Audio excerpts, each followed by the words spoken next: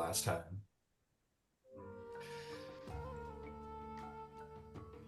Uh, what can I say? Netherdeep awaits. Hell yeah. Um, Can welcome. Yeah, yeah. I say, if we have a moment, we can even do it over a break, but we had kind of talked about Oh, yeah, like yeah, yeah. I I really like this character and would love to keep her for a while. So I like and listen, if everybody Cool. wants to do something new, I'm so down with it. Like I'm good with that too. I'm not going to be difficult, but like if there was a vote to be had, I would love to continue with this character because there's a whole nother continent in Wildmount that we could go Hell yeah. doing stuff in if anyone had interest in Yeah. Okay. What was I'm of how's the same Secret mind. Prior? Oh, yeah, yeah. It just looks like you're the same on board, Crows, for the same Hell yeah. situation. Yeah. What is what about Prior and Seeker? Do you guys feel? I'd happily continue with the campaign. What about you there, I'm Seeker? gonna need to think about it. Okay. Yeah, Um. I'll get back to you. Okay. So let me put it. Let me ask this then. Because I know there was at least from your side, Seeker, some excitement about the idea of Daggerheart, and maybe for other people as well. Um, what if there was like a midway there where we could continue with the characters, but translate into a different um, RPG system? Um, Wow. we could try that out if people want to try out a new system. It's a 10 level system, so we would certainly be going back down a power scale, but I can level this up easy when we're feeling comfy with it. uh, Um, if we're gonna go back, I will start another character. okay, Like this character has a history and a story that I want to tell. And like if that's not where we are, that's cool, but like that I would rather like if we're gonna switch, then I would rather do something completely different. got it. So you're totally not on board for a dagger heart. Like Oh, it's, I mean, I could that be sounds no, I could be extreme. on board with it, but not with I mean, and everybody else could keep their characters, but I would want the option of starting something different. Got If it. we Yeah. if we So go to Daggerheart. got it. So yeah. Okay. Understood. Um. Okay. Well, why don't you take a minute and think about it there, Nathan? See if that works out for you. But whatever we decide, why don't I mean there's only four of you guys, so why don't we call it a bit of a unanimous decision? Whatever we decide to do next, let's all be in agreement and all happy and comfortable with what happens Yeah. next. I think like I think I have in mind a pretty cool plot. If we were to stick here, it would involve returning the wild mount. Absolutely. And there would be um, I'd probably try and stick with the same style as the module, where it's like, it's clearly like a little open-ended, but there's generally like a plot to follow. It's not like an open world game like Storm games. And then we can, if we decide we want to stick with this and go into the next game, I've got some ideas, but I'd love to hear about what you guys would like to get out of um, a game in Wild Mail, like what that looks like. Is it open world? Is it, you know, I know, railroad is the ick word, it's the danger word, but realistically, is how plots work. is Yeah. how is how a preset story generally works. But something a little more railroad, a little bit more directed of a narrative, kind of like what we've been doing. We'll talk about it. Realistically speaking, it's the DM's job to railroad the party. The trick is No, hiding the rails. exactly. Don't shh, Ryan, shh, shh, shh. No, no, no. But yeah, we'll talk about it some more. If we decide to stick with this, um, we can make a cool plot out of it. And hell, that doesn't have to be like another year. If you guys are like, hey, let's complete the story over here. Let's get it done in like a good amount of time. Let's get some cool levels off so we hit 20 before this all comes to an end. That's cool too. I'll put something together that isn't like going to cost us a year or two to complete. It could be more like a 20 session quest wrap us up or something like that. We'll figure it out. So take some time, figure it out. If we decide to stay here, we'll have a little conversation about what that next journey looks like, how long it'll take, the style, blah blah blah. Sweet. Yeah, Cool. because I still have like Armente stuff that could be touched on if we continued with these guys. I could do that kind of stuff for like an arc for myself. That would be fun. Sure. I do like the idea of a time jump. Like after we've completed this incredibly important, thing, like what are our lives like for a few years and like what drags us out of like domesticity or whatever we're doing. Got it. That'd be kind of Well, compelling if for a we little if bit. we want to, like maybe you guys want to think about it for a minute, but do like a quick 5 minute like tell me what you want out of a follow-up thing after this. So Krillus, I've got complete Aramente. Throw a little Aramente in there. Yeah. Let me just ask a general pacing thing. How long would you, like, are you guys don't care about the length of time there? Is some of you feel passionately that you'd like it to be like a shorter amount of time, like quicker level up, shorter time, big bang boom, have like a cool story that's told relatively quickly to get onto something new? How does people feel about how much more time they'd like to spend after? I vote longer. I like longer campaigns. Just in Okay, general. you're fine with something longer. Okay. Yeah. What about anybody else? Does anybody else feel differently? I'm just here for the ride. Okay. Right on.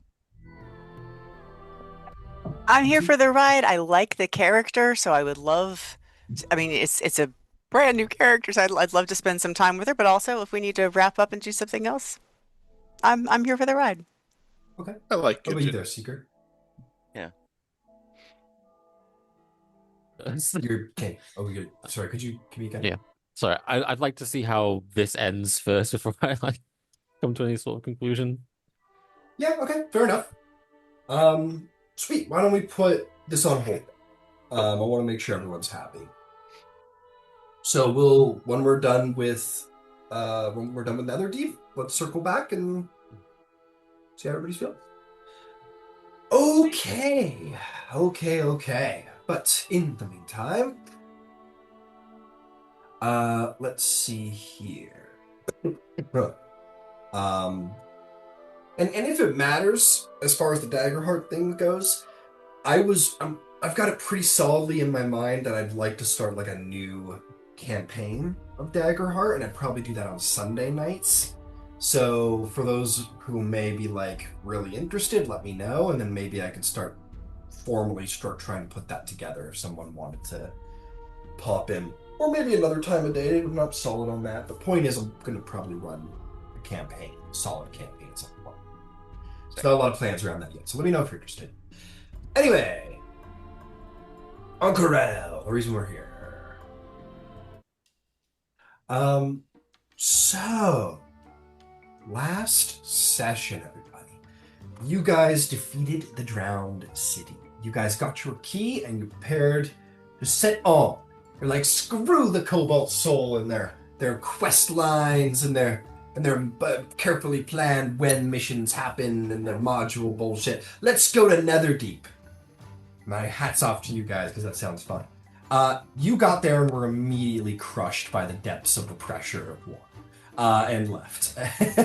And quickly realized, however, that unfortunately you're going to need residuum or residuum-based items in order to survive the crushing depths of Netherdeep, let alone any other special features and surprises it may have for you. With that, you guys indeed made your way back to the Cobalt Soul and told them that you were quite successful in kicking the shit out of Alexian the Aboleth. They were very pleased, and they were a little less pleased, as much as all of you were, to hear that Netherdeep doesn't only need a key, it needs residuum items to get through. Coryllus's, well, it's not Coryllus's, but the Jewel of Three Prayers alighted itself with power, and Corylus now would be able to survive deep pressure depths. And lucky for you guys, there was just enough residuum items around that you guys would be able to survive what comes next. A shield, a sword, and an axe, so as to survive the debts. Um, your Cobalt Soul friend Jamil said, uh, "This may be your last time, so take your week. Breathe the air and get what you need done around the city. And we'll probably call you in about a week, but we need to get tabs on things. And when we're done, we'll let you know. But Jamil's like pretty certain. He's like, this is probably your last bout before we gotta send you in there if you're still interested. And you said you were. So with that, Ank'Harel. The big beautiful city of Ank'Harel, you find yourself have all stepped out into the Gilded District that you started your adventure in, Coryllis. Um, and yeah, Samara? you started your journey in the Guided District. Um, Looking out, you started the Guided District and then you traveled to the Sigil District. So technically cool. Attaboy. You step out of the Temple of the Mentor and look off from the elevated ridge that this district lies on and see the beautiful cityscape laying below you. And it's worth taking stock, of course, before the big events come to see all of the world and whatnot, and know that this adventure that you're going on to save the Apotheon has grown larger than only him. This residuum is quite dangerous and clearly comes from Netherdeep. If it is not stopped or halted, who knows what greed or corruption will do to the land, to this beautiful city. So, you guys have a week. Is there anything that you guys would like to do immediately before we go into a bit of a downtime situation as you step out of the Temple of the Mentor? I think didn't we already do that? Because I did like a bunch of like looking up the gods and then spending time with Samara, and then Yeah, you I did. got to You did. comprehend languages for a minute, and then we talked, and then I left. Yeah, no, you're right. Have Yeah. I missed anybody then, or did we get that all done last week? I sent a letter. That's about it. Yeah, that's Did we right. do You it? did. So we did that, and then they sent us to deal with the Aboleth, and we snuck into the Netherdeep, came back home, and then they said, "Hey, it's going to be however long, and then we're going to send you back." So I didn't know how long the downtime you wanted to have was, and The usual 5 days, yeah. So maybe some of us got it done, and I was like, oh, we'll pick up with it next week. I think we had like an awkward amount of time, if I'm not mistaken. Because you didn't get your downtime covered Mm-mm. last week, did you? No. No. Yeah, so we got some of us done. And prior, we didn't get anything done for you, did we? I thought we did. Yeah. What did we do? I have lavishly spent money, like overly so, to enjoy the finer things and laugh and discuss the benefits of following the lesson. Oh yeah, you're converting Understood. people. Give unto me, and you will get rewards back unto you. Absolutely. Okay. Excellent. Yes, my mistake. So why don't we then start with Gidget, who is our last in need of a little downtime. So Gidget, this is, I mean, it is A, your big break as an archaeologist, and B, a great danger you need to face. What is your week of preparation like? I think just like that first time where I spent the time doing the cartography and getting things written. I think she'd probably do a sketch of what she saw in the Netherdeep just to kind of try to orient herself. But then I think she'd take her calligrapher's tools and do line drawings of the bar and of the Temple of Coralon. Like with inks. And I think that she would do her best and take those to take him to the appropriate temples So like the one of Coralon's temple, she would take and leave as an offering there, and the one of Avandra's temple, or not the one of Avandra's temple, but the one of the bar, she would take to Avandra's temple as just a hey, there's a little something going on for each of you guys there. That's all. Very nice. Do you tell like to these temples like explicit details about the sites?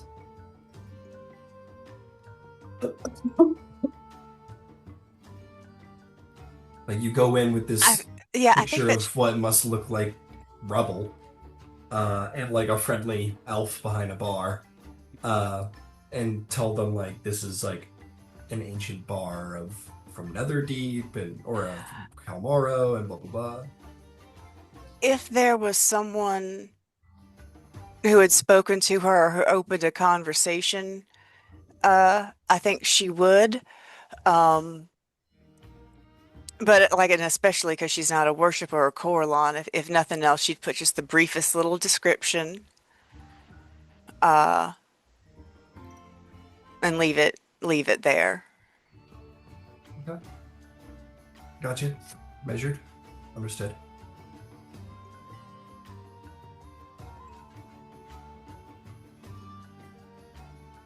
Yeah, that's I think how she would. There's some guys that have kept her safe. She'd be a little grateful wanting to show that and the way she knows how. Understood. Understood. Okay. If that's the downtime, then I have one thing for you guys. Um, you are going to receive a I don't think so much receive. Coryllis, I think it'll be you, being the veteran member. I think AOJ catches up with you at one point. Oh hell yeah. She says, "How you doing, Coryllis?" Be pleased, my friend. Oh, yeah, be pleased. I'm still never gonna get used to that. It's kind of fun. I like it. How are you? Yeah, I do too. I'm good. Listen, I was thinking that our two bands of pals should get together for like a little sort of little last powwow situation. What do you think? Yeah, that would be great. Yeah, All right, cool. absolutely. What's the plan? I'll have my goblin call your angel person, I guess. And she'll yeah, a little organization will be made, and you guys can all Sweet. meet together. They probably don't go for the lap of the gods. Yeah. They probably go for the step aside, which is a nice and sort of where you guys have met mostly.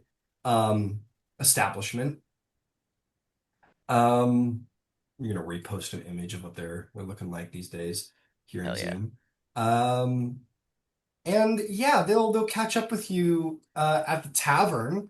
Um, they are as they have ever been, they still have the same tensions and anxieties that are recognizable, excitements and so on and so forth. You can see that um Ao and Dermot are especially on a bit of they're especially like a kind of got a excited tension about them, like a kid excited about Christmas that's just around the corner a little bit. Um, I think Irvin's not like actively as cautious, but clearly a little more contemplatively tense. As is Maggie, who looks fairly uncertain. Galceriad is just as usual, checked out. Nothing quite exciting about him. But yeah, you come into the bar and they sort of welcome you in. They're like, and Dermot goes, "Oh, by the Luxon, it's my was good." I almost want to do him like Porky Pig a little. Like, by the Luxon, my friends. That's awesome. No. He's like, "No, well, come on in. It's a real pleasure to see y'all. Here, come get a drink." And they'll invite you over, and Maggie's playing like chess with Galceriad, and Irvin's already got like 7 empty cups in front of him and doesn't look too one way or the other already. And Ayo says, "What you drinking? You drinking some fancy wine you found in some ancient ruin? I hear is the pick of these days, huh?"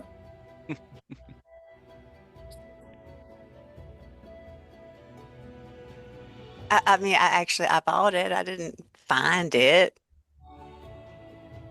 but Right, yeah. sure. Did y'all go talk to Alana? Oh yeah, we met her. She's a nice gal, yeah. Plenty. Um, Ilsaria said exceptionally, surprisingly, for it seems to be doing quite well for a 1,000-year-old barkeep who's living underwater. She seemed remarkably healthy and young looking. I thought elves eventually aged, but I guess you're just kind of immortal. Wow. Urban says, sort of almost half looking at Gelsarian and says, "Perhaps the rumor that elves die of old age is just a myth." And Gelsarian sort of cocks a eyebrow and says, "Suppose you'll never know." I haven't seen it. Dermot says, "I mean, in fairness, has anyone ever actually known any elf? Does anybody here actually know an elf who died of old age? No. But In any campaign?" No, sorry. Go ahead. unfortunately, 100% chance of survival at all times means 100% chance of dying by grisly means. That's Someday, true. something will get you. Gelsariad, you actually get a little chuckle out of him. Holy and he shit. says, and he says, "Well, who wants to live forever?" That sounds like a song. Who wants to live? No, sorry. I love that Yay, I song. wasn't alone. I love that song. That's a great song. I'm gonna remember that. My brain's like, yes, play this when the campaign's in.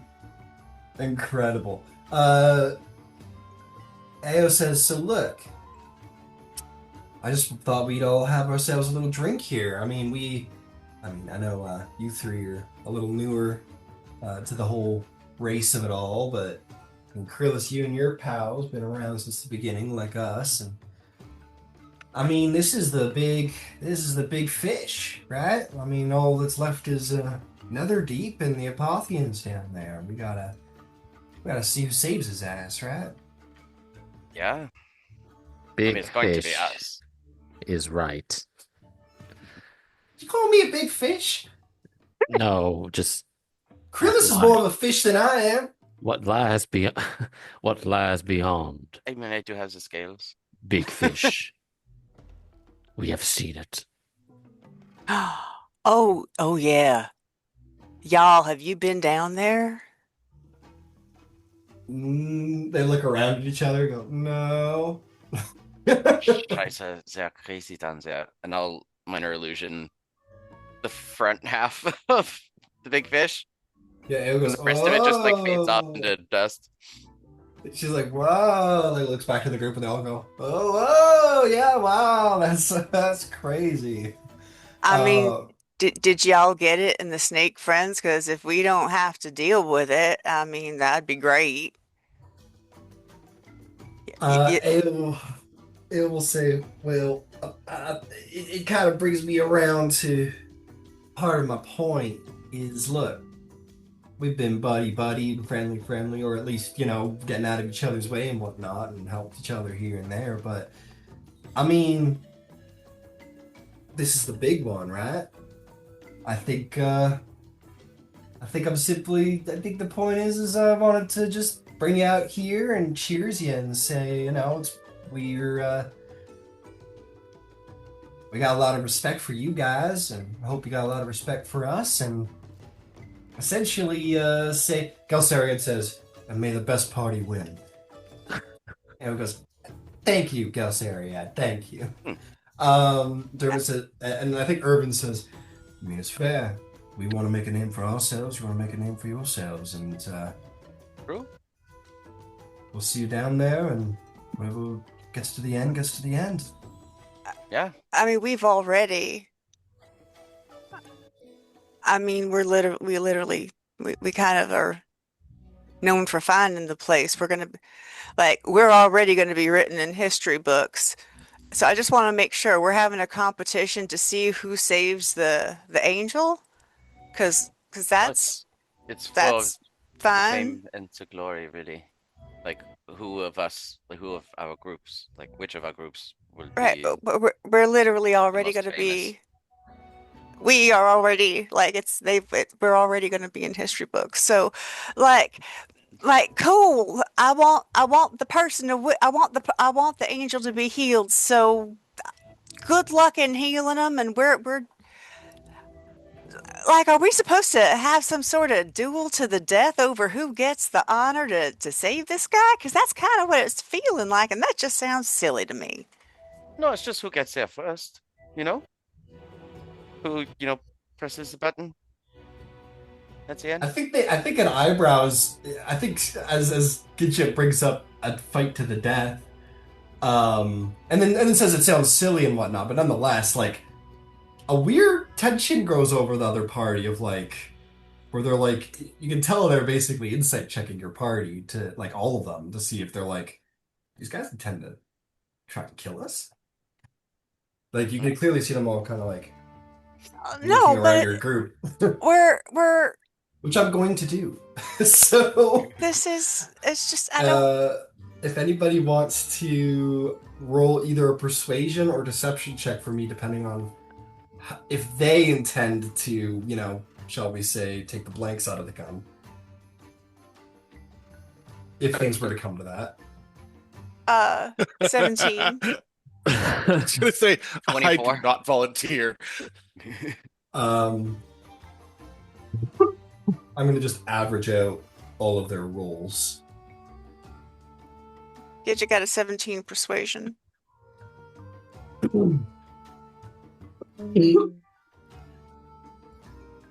think that chains or something these days. Ayo, you poor little baby. You don't know shit. There's 3 of them, so I'm just quickly.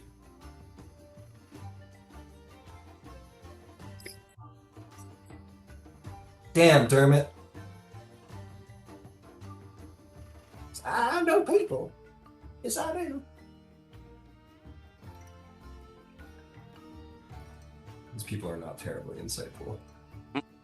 They are lucky on the dice, which is about as good. Okay. Oops.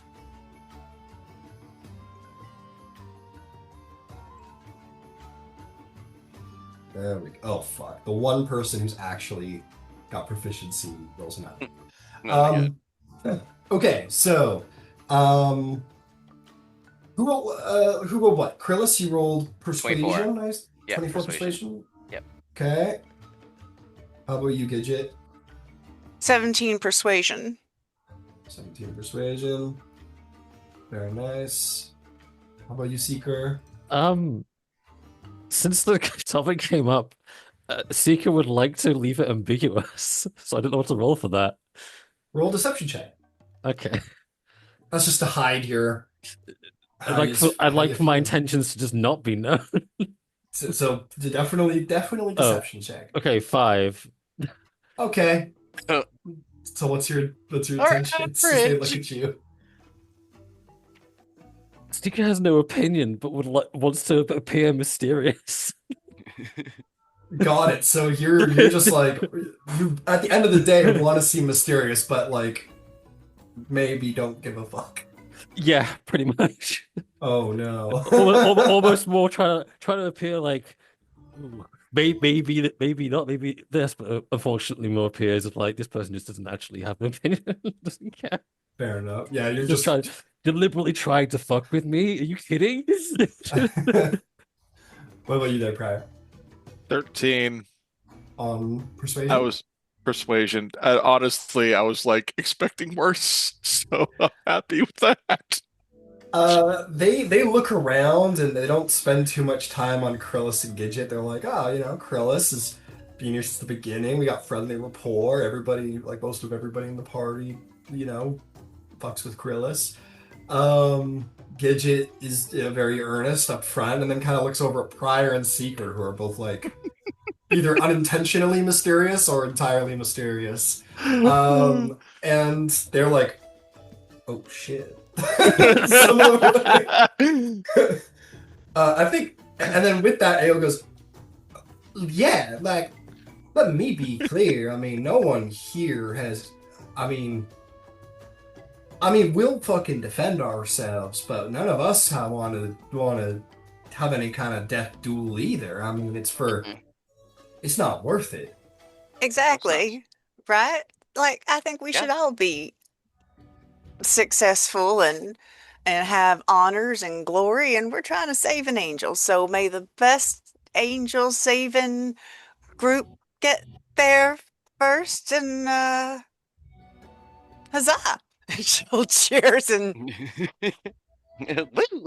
Yeah, he Yep. cheers that, and there's like a bit of a uncomfortable cheers from the other party. Let us be honest. It will be mostly a contest of speed.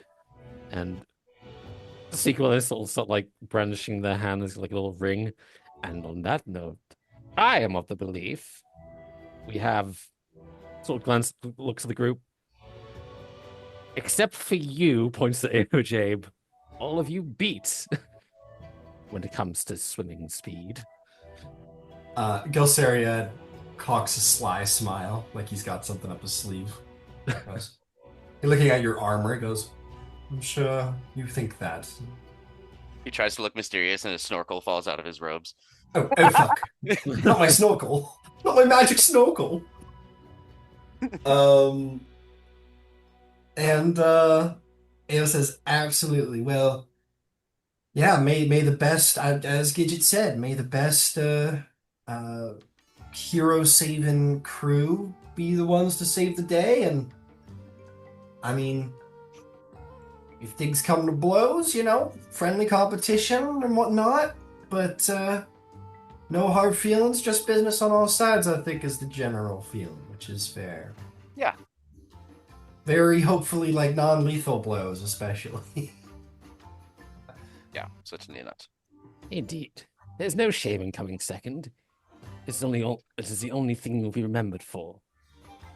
Gelsariad says, well, considering you're all already apparently going down in history and you don't care about coming in second place, maybe you should just go back to Jorhos.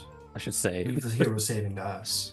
When Seeker says that was a mentor's voice being absurdly sarcastic. Oh, yeah, there's no problem being second. Everyone will remember you for being second, not first. That's from Brutal. your lips. Not. Nothing's from my lips. Nothing is from my lips. It's a figure of speaking, Kenku. Eh. Grunt. Just like a little, just produce like this homeless man sound you heard yesterday. Incredible. Yeah, and they'll cheers you up, and a very uncertain, slightly uncomfortable sort of understanding has come about. Gidget would A like to little grab less her of flute. a yeah, okay. Grab your flute. And I'm gonna play, and I will inspire three of the Bravehearts because I can play for us tomorrow. And in case you're wondering, I am playing Harry Mancini's Baby Elephant Walk. Do do do do do do do do do do. Oh, hell yeah. Do do do do do do do do do do do do do. That one. Cool, very cool. Yeah, and they'll take that, and I'm sure the night sort of devolves into things a little bit more low stakes. um, where Urban, despite himself, is kind of pulled up by Ao to dance like he does, and he kind of. But before he just do it, now he's like, okay, all right. Like it takes some convincing and a couple more drinks, but eventually he gets up and kind of shows off his dancing skills, and he's pretty good dancer again. He's got like the grace of an archfey. Um, and yeah, and the dancing happens, and everyone has a good time. Is there anything you guys else would like to do? Anyone you like to talk to before the night calls it, and maybe the adventure begins?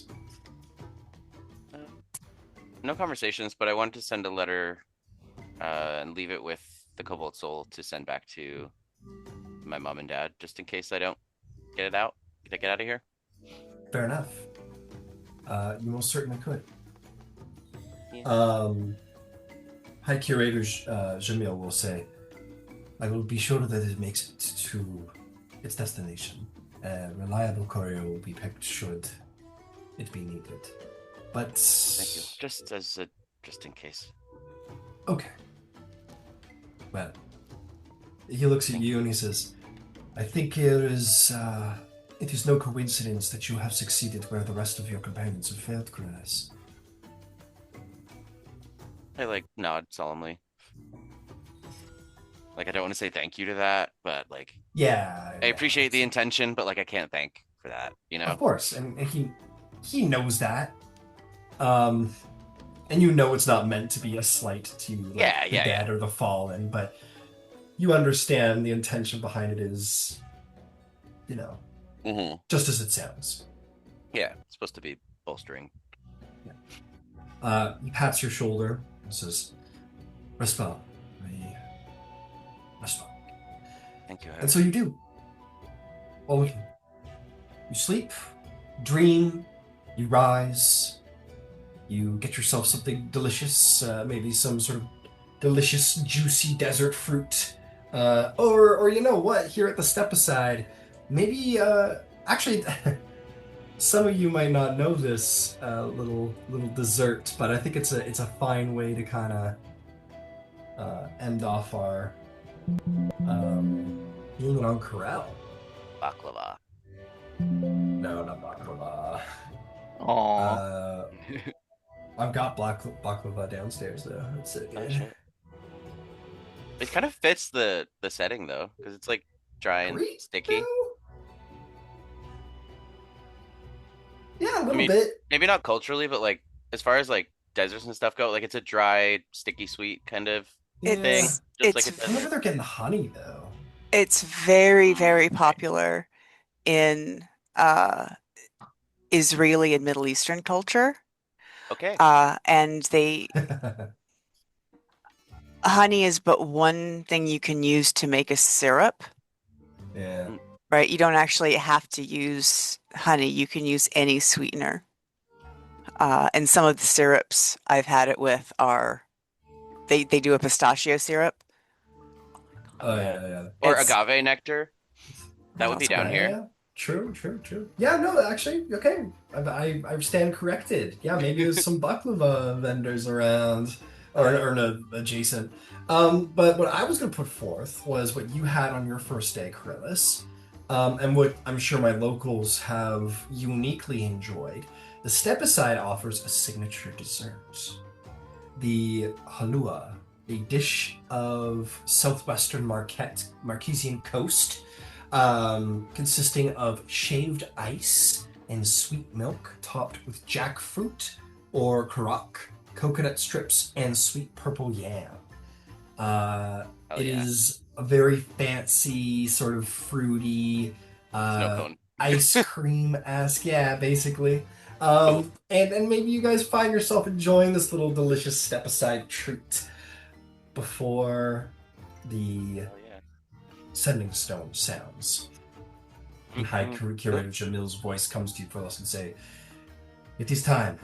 Please gather you and your allies. Come to the Temple of the Mentor as soon as you can. Yes, we'll be there as soon as we can. I can't place the accent today, but whatever. It's okay.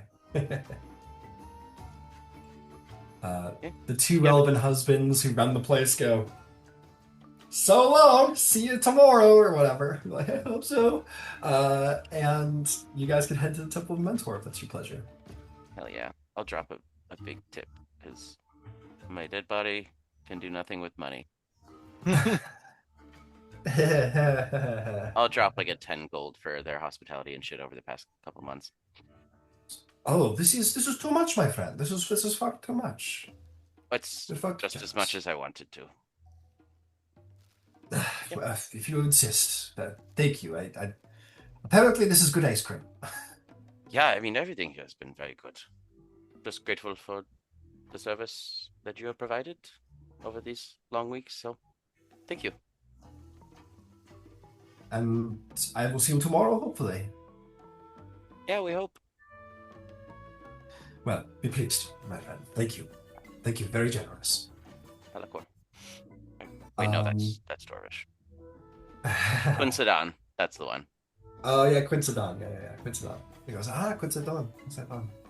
And you all head to the Gilded District, walking into the Temple of the Mentor, where you have has become a bit of your place of employment, a place where you kind of go in for business. This is your like MI6, if you will, these days. You walk inside the vast library that is the Temple of the Mentor, and once more into the High Curator Jamil's office.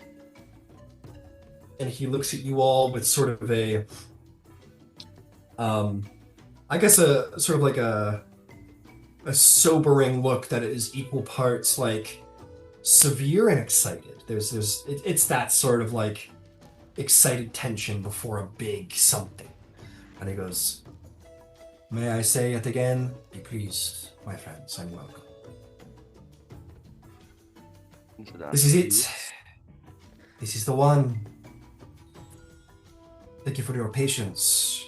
But, well, the Vermilion Dream and the Legions of Allsight have been stockpiling residuum. So much so that it is not within our power to go in and steal and take off and cut off from them any longer. The residuum that is getting into Ank'Harel and to its people is getting worse and worse. Something needs to be done before the consequences become too disastrous to reverse. And I think, as point and of interest to all of you, a group of about 5 skilled adventurers have been dispatched into Netherdeep by the consortium of the Vermilion Dream early this morning. They made it past the Allegiance of Allsight Securities, and we believe they are either approaching or within as we speak. You all have your items. You all have your abilities to descend. And as I have said, it is, if you are to succeed in destroying Netherdeep and ending its danger upon Ank'Harel, there is no truly appropriate reward, but I am going to offer each of you 2,000 gold for success. And I hope you will accept it as a meager way of saying thank you. If there is no... Oh, please. And the work, right? We still have gainful employment afterwards, right? Yes, of course. We are not firing you after you achieve an incredible. If you achieve this most incredible feat, we would be fools to just fire you for no reason. I'm just thinking, like I was a good professor, but I didn't necessarily love it. But I'm thinking, they might not hire me back after we blow up their space. Well, be assured, our way of operating is subtle even to our allies. As far as the Allegiance of Allsight is aware, none of you have done anything untoward towards them. And I don't believe in completing this objective in Netherdeep will they believe that still.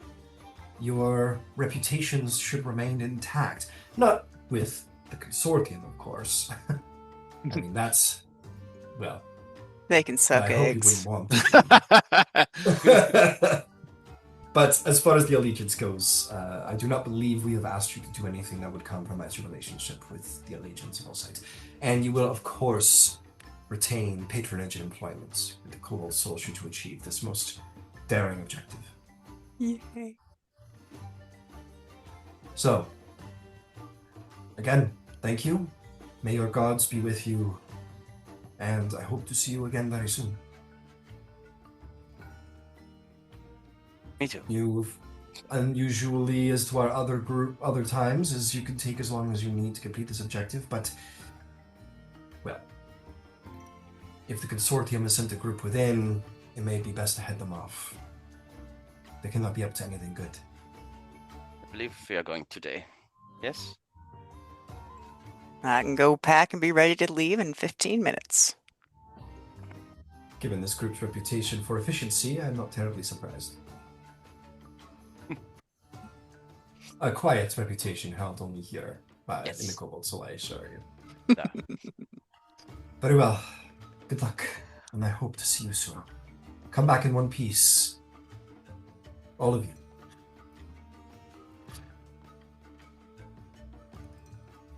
Don't cross your fingers, just do it. Backs my hand. Don't jinx it, just come back. There's no luck to it. I'm not calling on the changebringer, I'm calling on all of you. That's fair. All right, Luminaries, let's head out. Yeah, let's do With it. that, you leave. Jamil watches you all go with, a little bit of, the way one does is they let someone go off to do an incredibly dangerous mission, but also with a subtle confidence. Like sending your idiot kid off to college. Oh no. No, you guys are definitely not the idiot party that they send to do the idiot thing. You guys are the highly effective, kill squad they send to go do their most dangerous missions at this point. Kill squad. That's why they've chosen you to go into Netherdeep and not, say, a number of Cobalt Soul operatives. I like kill squad. I'm keeping that. That's what adventuring parties are. When they enter combat, they become a singularly effective kill squad, and out of combat, they're fucking doofuses. That's what I've learned about adventuring parties. And to the modern way of the world, it must be completely confounding to anybody looking in and not understanding the dynamic. This is our process. How these bunch of dumbasses kill all of our 15 highly trained specialists? Okay. Alright, fellas. You going to Netherdeep? Hell yeah. Alright. Seeker, perhaps for the last time, you will have the glory of walking past that buffoonish orc who barred your passage before. So do you have anything special for him this time around as you go in? I go up to him, hand on his shoulder, and I say, "My friend, my best friend, it's been glorious to see you every time we go down there. It warms my heart to see you so angry every time. And when I return, I expect to see your angry face." Just I give him a big hug. He's like, he's like, fuck. He's so pissed off. Your He's like, fury just- gives me the courage to face the monsters down below. Please just go. Leave me to my suffering. Just let them through. And for the last time, he's gonna let them through from Haxorn is his name. Goes, off you go. And you leave him feeling just as you wind around and down the stairs. Maybe give him a little wave on the far side, and he's ready to punch a wall. And you descend down into Kael'Mara, where you see Professor Insight.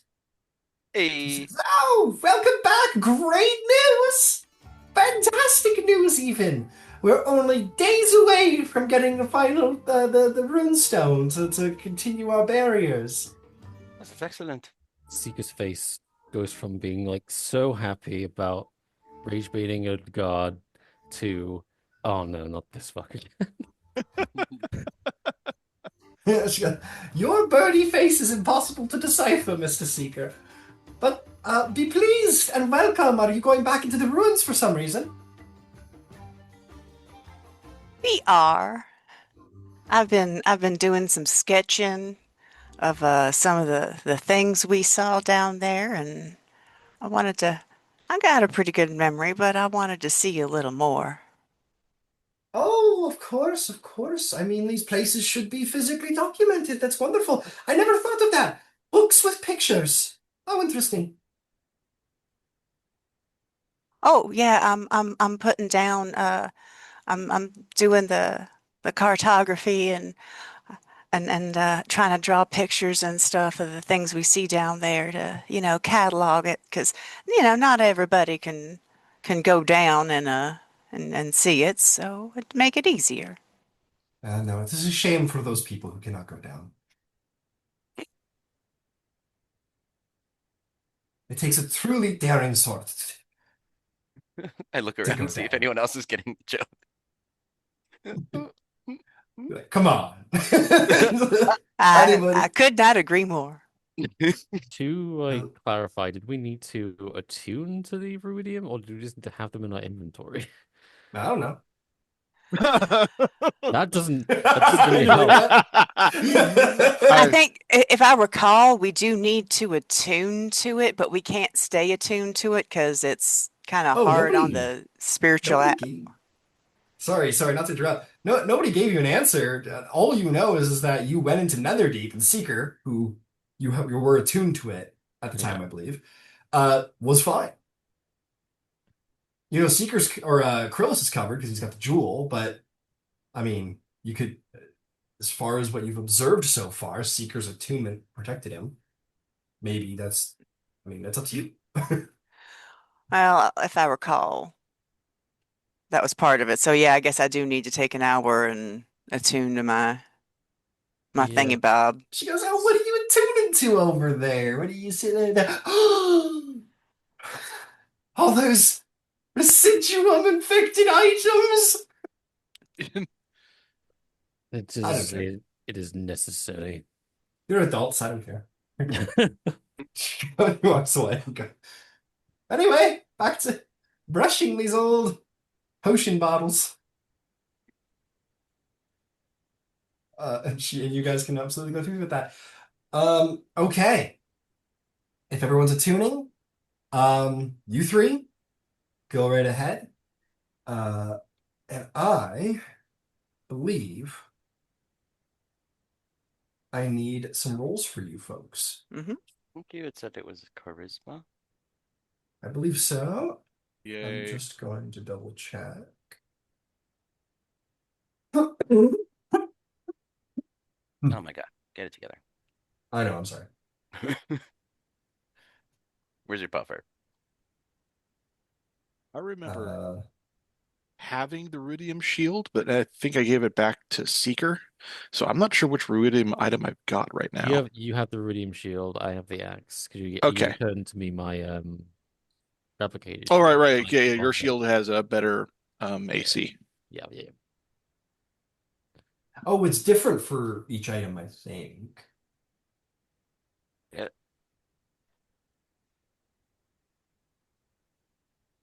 Uh, okay. So the residuum shield.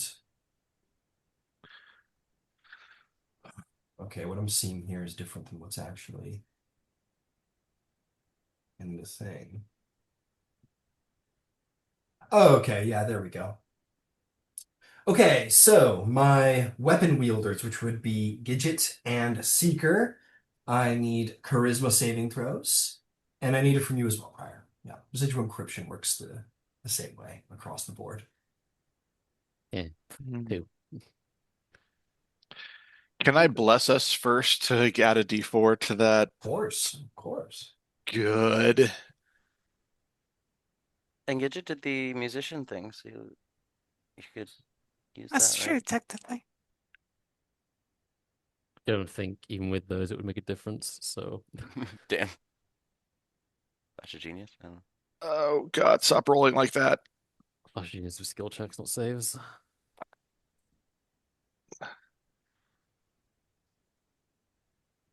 Thanks for the help. Uh, No. it's still not good, but thanks for the help. I mean, hell, I'll throw my inspiration at it. How much does the inspiring song give? I believe it's a reroll. It's a heroic inspiration. Oh, is it? Yeah. Oh, Yeah. okay. Honestly, I'll take that for my save. And I'm just praying for any like this is Oh, so. thank the gods. As I roll another two, this is well, Oh, every inspiration I ever use gives me the same number. That's no good. Okay, folks. Um. Oh.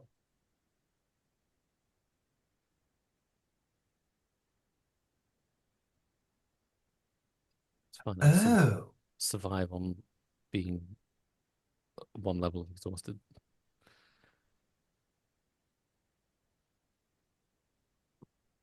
Maybe there residual corruption. Sorry, give me half a moment. Um, half a moment, half a moment. I might have made a mistake about how this works. Residual effects of the corruption badge. Um, uh,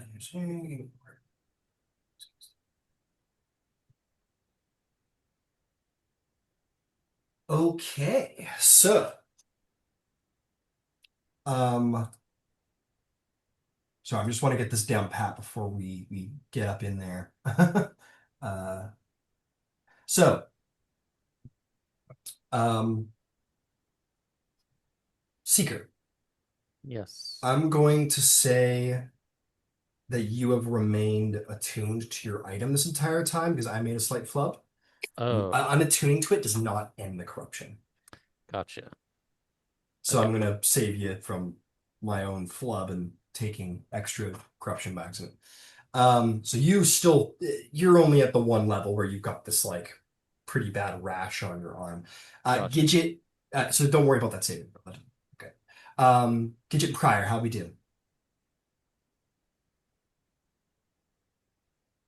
I rolled Uh, pretty good thanks to that inspiration. what'd you get? I got a 25. Nice. 25. Pretty good. Gidget got a 15. She did not do as well. Did you add the If bless? Bless is not going to help, I'm afraid, on a No. Oh, 15. okay. Um, so Oh wait, Gidget, I can force someone to reroll a saving throw if I want to with the power of the amulet. Can I do that? sure. Force Gidget to reroll her saving throw.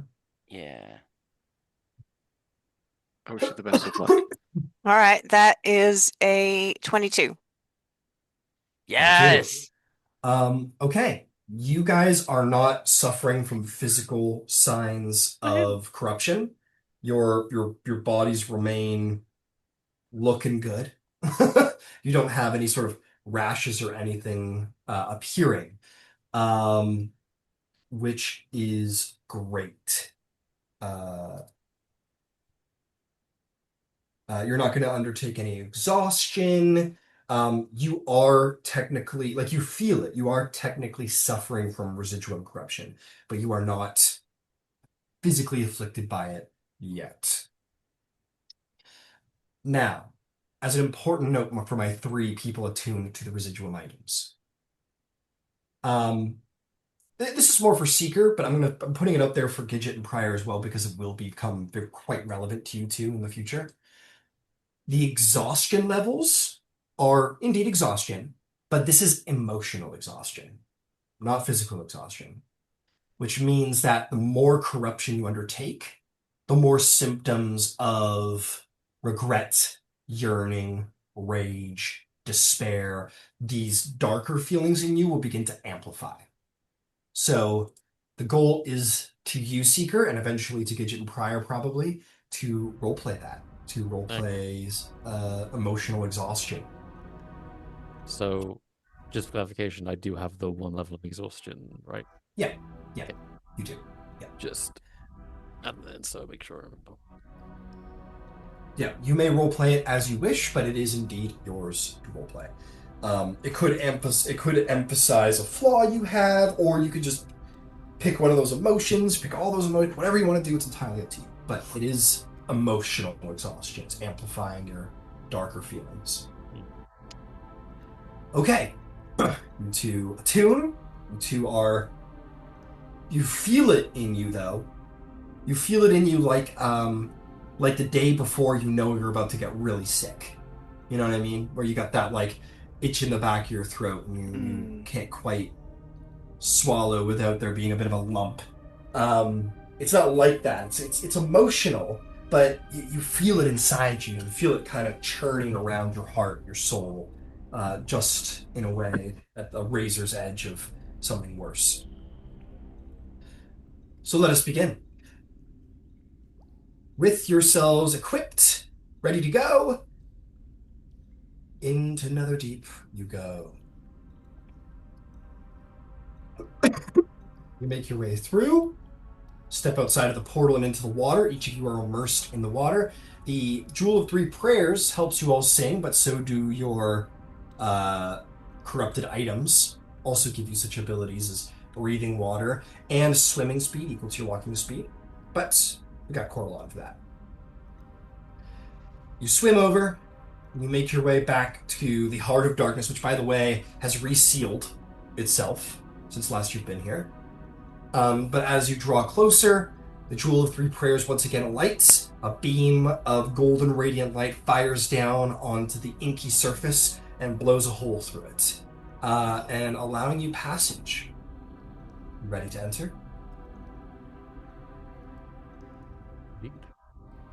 Remember, there is no turning back after this point unless you want to. Allow us to proceed.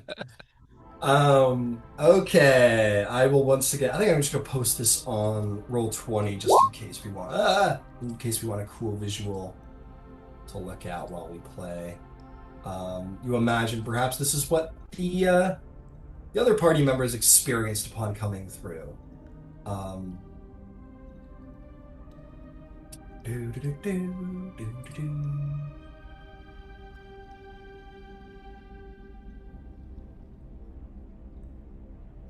Netherdeep. Oh, this is the big one. Apologies, I'm just getting real set up here. So it's going to be a bit of a DM challenge, but I'm open to it. Okay. Here we are.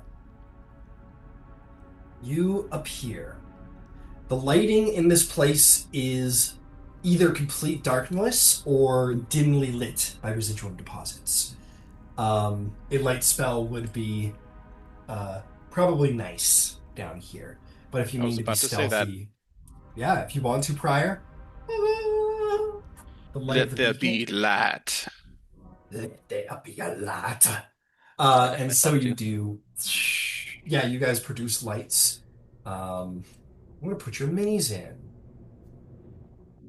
Glug, glug, glug, glug, glug. We're gonna pretend we're underwater. I like the red lighting Yeah. that has been presented, so we're gonna stick with that. Let's put the minis in. Put the minis in. I'm gonna turn up the sound down here. I want the spook to be big. Alright, Krillis, Gidget, Prior, Seeker on the board, ready for adventure. And we've got light spells coming from Prior and Krillis. Excellent. Okay, you emerge back in, and to your pleasure, you are going to find that you are not suffering from crippling underwater pressure pain of any kind, as you never were, Seeker. You're like, fine.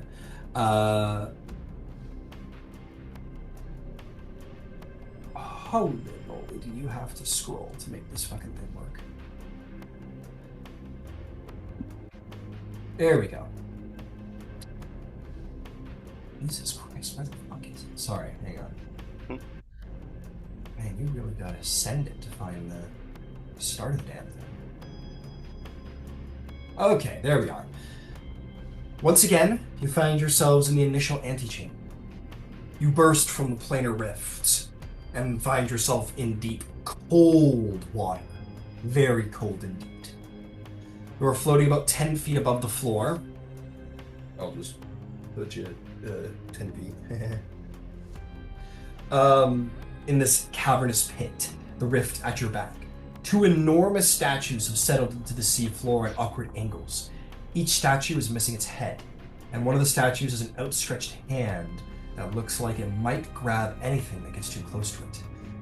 Covering the statues and clinging to the walls are crystalline tendrils that shed dim, eerie red light, and a 10-foot-high tunnel at floor level leads to the sunken chamber, which patches of seagrass grow everywhere.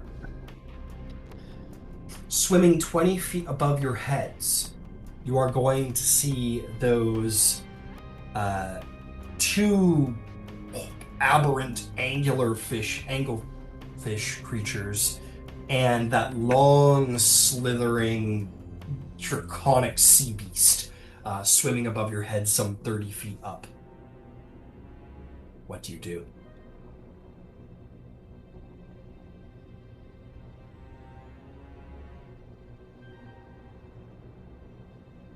Is there some It's kind time of for a short rest. secret tunnel situation that we could sneak into? I don't know, look around for some kind of trail of some kind.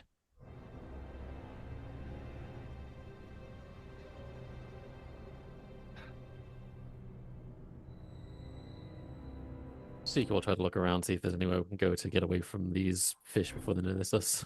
Yeah. Look at them all. But look at them, they're so sweet. So sweet. No, no, No. the facts don't support that. You'd be wrong, DM. You'd be wrong. Well, there is the entrance ahead. You guys kind of appear and see all of this. There's no real way for cover, but there is the entrance directly in front of you.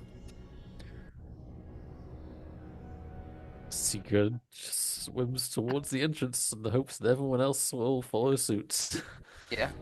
I'm gonna see the fish are 30 feet in front of us, right? Or They are above us, I mean. They are indeed 20 feet above you, and 20 feet above us. They seem to react to the movement of the water, and will soon enough turn, look down, and prepare. I was going to say I'd like to cast attack. dancing. I was going to say I'd like to cast dancing lights about 30 feet above them. Okay. I'm trying to cast a distraction. Yes, try and cast a distraction. I'd like you to make me a, let's call this a deception check. Oh joy! Where are you? Where are you? How about alphabetical? Pray for me. Your prayers have come unanswered. Oh no. What'd you get? 8. Sorry, 7. Oi. Oi, oi.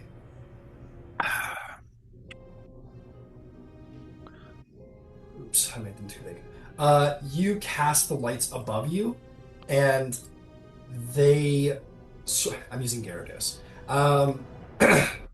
They seem to kind of like stir, even more so, and sort of begin to sort of swim down at your party. So let's get that initiative rolling. Oh, drat. Bastards. Okay. You got the map's D4 and advantage. advantage. Yeah. God, I love that map. Eh. Your dice show up on my screen. My dice? Yeah. Why? I don't know. Like there, your D4 just rolled. That's fun. It show up on my screen, but I do not get like the total. I have to keep going into the log every That's time. weird. Why do you get it? Why are you getting all my stuff? I don't know. Well, you're in the same campaign, that's why. Yeah, but Yeah, but I don't know, it see just anyone hasn't else's happened before. dice. Oh. Here, let And me like I roll said, some it does. here. And like I said, I roll it, and it doesn't pop up with a message of like what my total is or what my dice roll is. I have to see the dice before they disappear Krillis is or just go into the friendly. log. He's just a friendly guy. Yeah. All dice are welcome.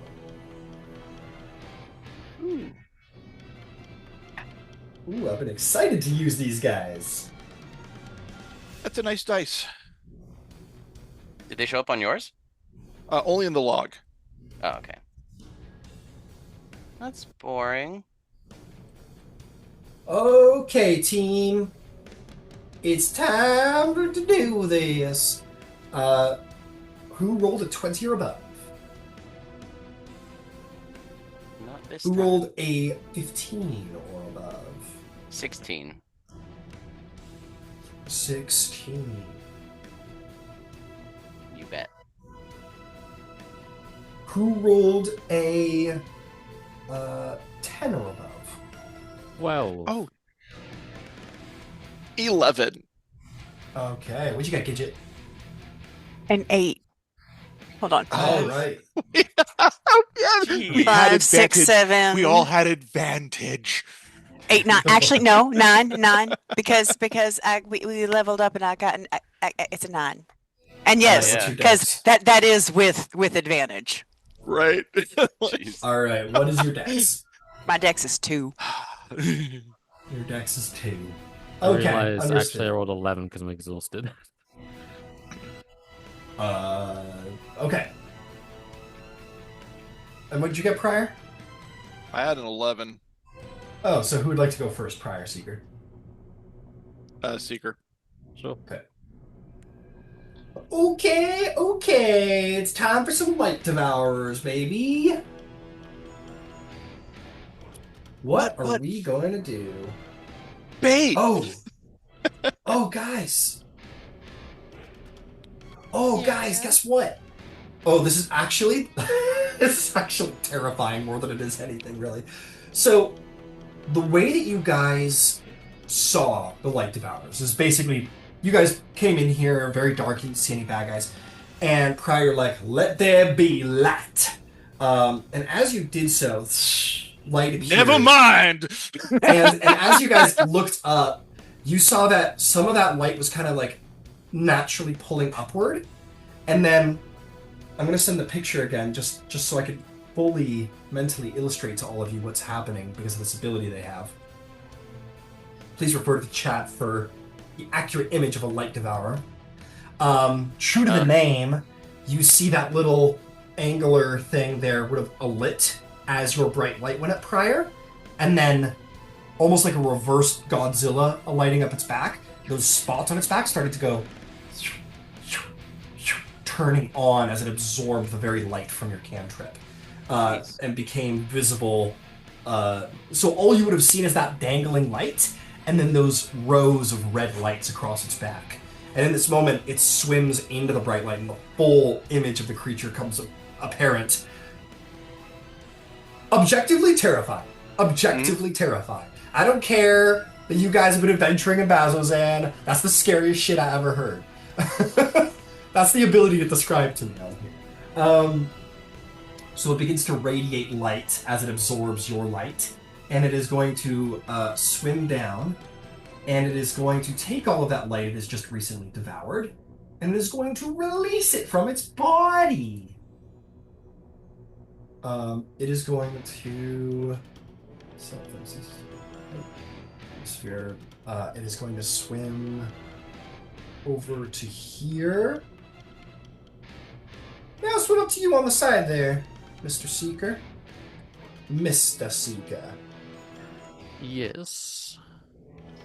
And all of that light is going to discharge from its body. I need a con save from the whole party. Oh. 21. Good job. Oh, cool. Wait, is that? Please. Please tell me that's the roll I want it to be. It is All right, 19. with a 21, with a 19, you'll both take 12 radiant damage. 13. 13, you are going to take the full 24 radiant damage. Haha, I have resistance. Okay. It is a dirty 20. You are then going to take 12 radiant damage. And then the creature is going to try and bite you, Seeker, twice. Alrighty. That's going to be a 25 to start. That will hit. I'm going to get the other one out of the way, if that's all right. And that's going to be a 26 to hit. Those will both hit. All right. Wait a second. I keep forgetting I can do this.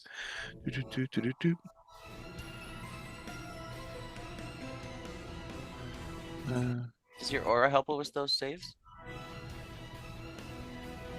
We're long past the saves. we're done with the saves. We're on to attacks. Okay, first point of damage to you, Seeker. It's going to be radiant as it absorbs more light from the cantrips. That is going to be 31 points of radiant damage. It was a very lucky roll. Very, very lucky roll. And the second slice of damage to you. Wait. Sorry, I'm trying to read it because I've never activated this ability because I keep forgetting it exists. Warding Flare on... Warding Flare! The bane of my fucking existence on fucking Tuesdays. I had to write it down so I have it physically in front of me because I want I got to keep boosting Seeker's AC with this. Disadvantage on its attacks. All right, fair enough. Let me roll that second attack again and see if it misses. Light flashes into its eyes. That's cocked in all fairness. It is less, 22. That will miss. That will miss! Still a decisive blow, but the light is just enough that Seeker, you're able to get your shield in the way and protect yourself from the second attack. All right. Well done, Crier. Well done. Let's see. Okay. And you get 2d6 plus 5 temporary hit points. I guess I'll roll those. I'm fine with it. Well, I mean... Okay, 11, 10 hit points. Sick. Excellent. Okay, the next angler fish is going to show up, and it's going to probably do the exact same thing. On the opposite side, I need a round of con saves, team.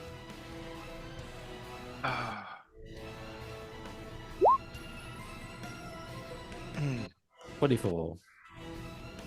24 is a 17. save. 17 is a save. 13. 13 is a failure. Flash of Genius. 2 plus Oh, Okay, Flash of Genius to Prior. That'll be a save then, I believe, because that adds 5. Yep. To 18. Yeah, okay, that's a save. Fantastic. That's a digit. Thank you. 21. 21, that's a save. Everybody will take 11 radiant damage. As again, it discharges the light it absorbed from the light cantrips. And then it's going to go after Gidget on the other flank for bites.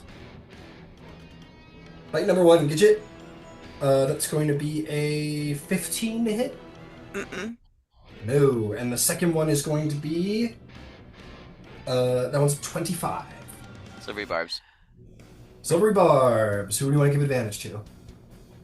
I'll give it to Gidget. Okay. What the hardest part of my job is? Wearing a smile as people silvery barbs. Oh my god. Hardest part of my job. That's gonna be 13, which then instead misses. That did not hit. Good job, Kelly. Chris. Thank you. Okay, well done. worry And about it begins to reabsorb light from the cantrips at the end of the turn. That will bring us then to Coryllis' turn. Coryllis, you got some nasty anglerfish picking on your party. What do you do? Hell yeah. No, they're really far apart from each other, huh? They sure are. They took each flank, basically. Okay. Which one's me? You're this guy. You're Okay. the guy with the fins. Sick. I will remind you, Chris, you do note that these guys are absorbing your light. Like they're Oh, absorbing the light from your cantrip, and that seems to be like it's very noticeable. Like the angular thing, like absorbed light from yours and Prior's cantrip. It like ignited the red spots on its back and then shot out from those spots that were now lit. yeah, The radiant discharges. So you gotcha. know that your lights are making them stronger, but to turn them off, of course, makes you guys weaker, which is the difficult trade-off. Yeah, I will be extinguishing my light though. I think Okay, we'll figure this out. fair enough. Well, Um, Prior's is still going, so you can still see just fine. cool. And I'm going to do.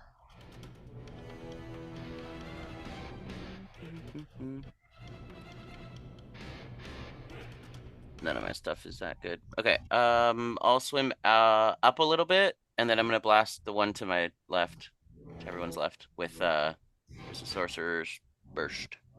All right. Oh, Swim up a little bit. I'll activate my thing. Yep. So you want to swim up how far? Like 10 10 feet? feet? Yeah. All right. Hey, look, it's Gyarados, just 10 feet above that. Oh, well, what are you gonna do? What are you gonna do? All right, go for it. Huzzah, 23 to hit. Yeah. Thunder damage. Damn, 11. 11 damage. You shock it, it's still quite strong. Yeah, I'll go south like 10 feet. Like this? Yeah, Okay. and that's it. All right, understood. Seeker, my friend, you're on up. What would you like to do? Okay, I will bonus action. Yeah, I will bonus action giant stature. Get Okay, big man, here we go. Hell yeah. Totem. I'll say it's pushed back a little bit. You're officially larger than that fish. big. Awesome, Officially. because that will actually matter. I'm sure. So my reach increases by 5 feet, and the technologies reach up to 15 feet reach. I will take an attack against the anglerfish. Go for it. I have a swim speed, so it's just a normal hit. Yeah. Everybody should just be having basically normal combat. Cool. That is a natural 1 for 8. Ooh, natural 1, huh? Roll me an Yep. attack roll on Prior, who's within 5 feet of you. This is gonna tingle. 26. Oh, fuck. Alright, as you swing back wildly. Hey, guys, there's a reason why the Morningstar was not a very popular weapon in medieval Europe. It was around for a couple years. You take 14 force damage, and hell, because I'm hitting you, I'll push you back away from me. 10 feet? 5 feet, I think, is the push. Let me check. Alright, 5 feet. Yeah, it is. And so I can he push you is- up to 10 feet, but I'll push you 10. I'll push you 5. So, you know. Okay, 5. Cool. Alright, bonk. Okay. Oops. I'll swing again at the fish. This time at the Go for it. fish. Surely At at the the fish. fish. How much That's damage the did I fish. How much 14. damage did I take again? 14 force damage, and also that's a 12 to hit, which I think is a miss. A 12 will miss, I'm sorry to say. Not having a great day. No, I'm sorry, Seeker. Yeah, that's it. Alright, is there anything else? I don't intend. Actually, action surge. Action Hey. surge! Let's go. What's up? Just to clarify, is that the 2 attacks or just the 1 attack? I can't remember how it is. Yeah, you missed and then you friendly fired. So when you action surge, you get a full action to Okay, do so it is- however you want. So yeah, you get the full multi-attack. Formal attack it is. I'll try again. Go for it. 15 to hit. That'll hit. Lovely. That is 9 force damage. I'll push it back 10 feet. All right. I 10 feet love it that. goes. And I'm going to hit it again. And then again. 11, which I think is missed. 11 misses. Oh man, Seeker, you're still getting used to the water, and it's like Yeah. you have all this water resistance, and you got. Hey, maybe it's really frustrating you because you got this residuum corruption going on. Maybe you're like There is getting a angry certain over it. level. There is a certain level of like a narrowing of the eyes, a tighter grip on the like sort of light energized chain flail thing.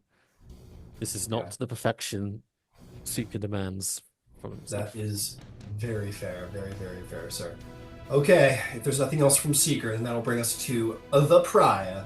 And Prior, same thing to you as Coryllis. You see that your light cantrip is fueling the Light Devourers. It's making them stronger and capable of more punishing attacks. But if you were to turn it off, your party would be in darkness. So it's a bit of a trade. What would you like to do?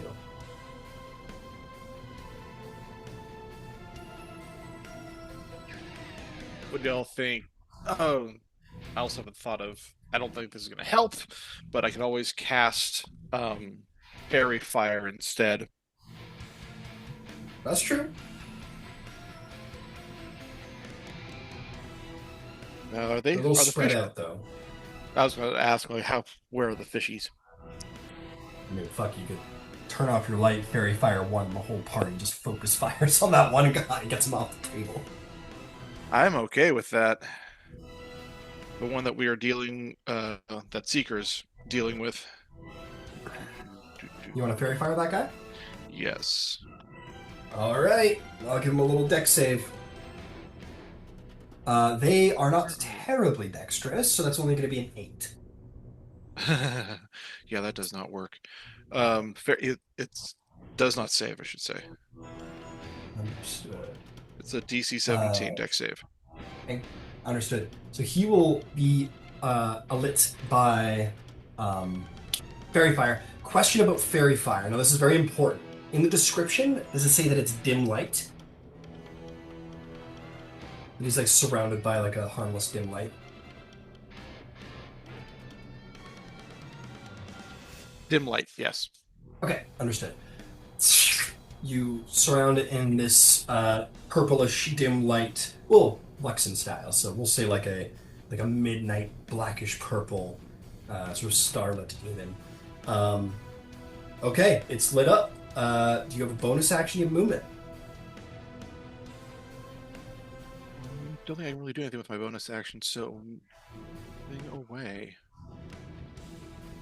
from Seeker. Okay. You're moving away from Seekers, what I heard? Yeah. Okay, we'll put you I got hit. So, like, 30 feet this way is what sounds good, like that, basically? Yeah, that sounds good.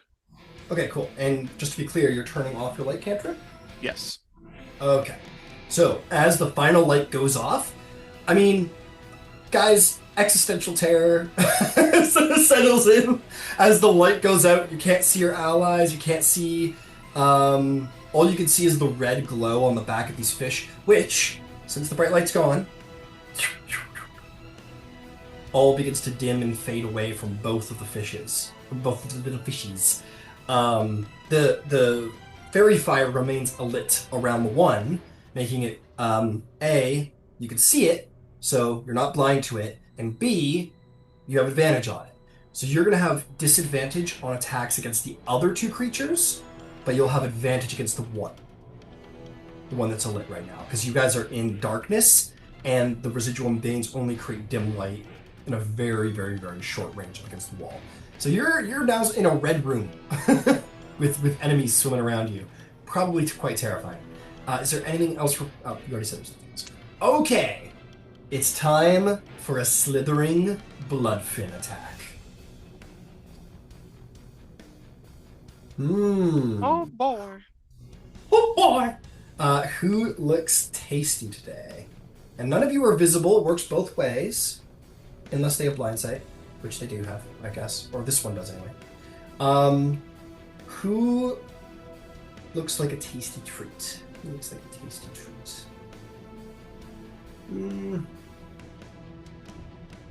What a nice big meal, and we probably eat other fish. Why don't we go for Coryllis? Oh, I knew that was gonna happen. I probably smell like Coryllis, fish. from the dark, You don't even see it coming. You Oh, just no. feel the water moving around you, and just like, you know when you look into pure pitch black, Mhm. and you can only, like, somehow you know that there's something in front of you in the dark, like almost like the darkness visually changes in front of you, though it's still black. Yeah. It's like that, as a row of teeth and a long tongue open before you. Eh.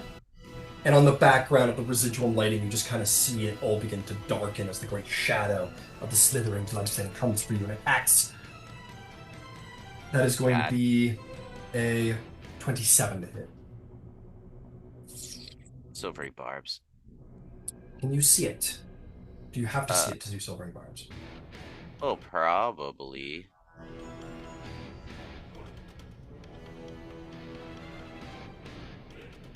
Yeah, I have to see it. Okay. You're like, silvery barbs? And then crunch. Ah! Okay. So you, my friend, are grappled and restrained. You are going to take. Yeah. It's not as bad as it could be. 12 piercing damage.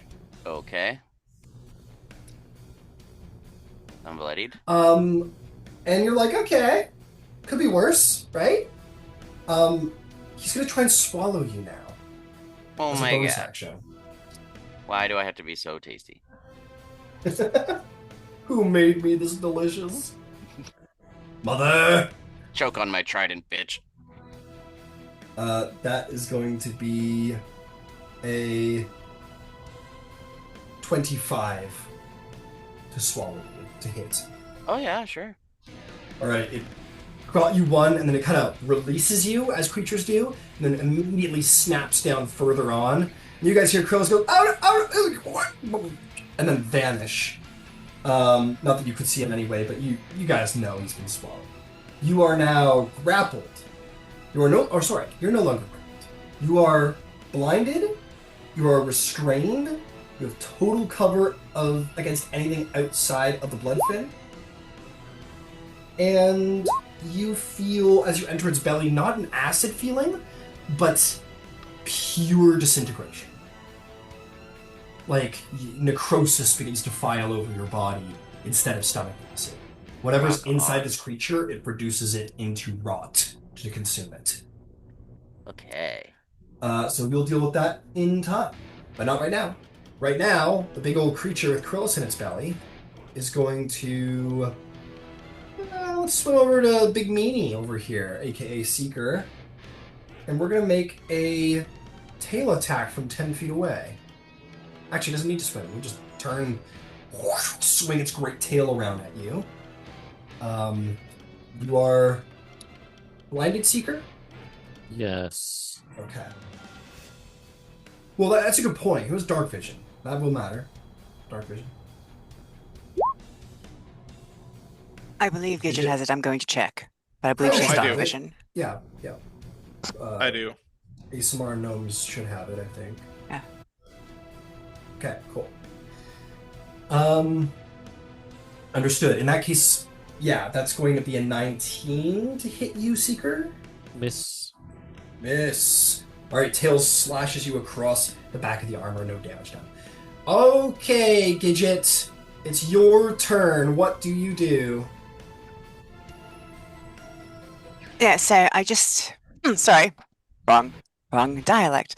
I gotta check one of my new class features and make sure I can do the thing that I think that I can do, because I think, is it a bonus action? I think I can portal Coryllis to me. I just gotta make sure, because it's a new thing. Let's see. When your flash of genius, a willing creature that fuck. Now I gotta see him. Damn it. Yeah, that's fair. I'm sorry. I gotta be able to see him to port him to me. That's that seems incredibly fair. Just being It able to is, to teleport be honest anyone with you. at any point. Yeah, that's Well, I crazy. thought I might be able to from being able to see his map, Yeah. see him on my map. Yeah. But Just mechanically speaking, that would sound incredibly overpowered if you could just teleport anyone at any time. genius. It'd be nice, Yeah. but Unfortunately, that is not going to be. Has anybody Has anybody gotten hit yet, other than everyone has Coryllis? been hit. Every Oh. single person has been hit. Well, then, let's see here. Oh. How close am I to Seeker? Thanks to your dark vision, you can tell just that. You are 15 feet from him. Alrighty then, I will hit him up with a quick first level healing word.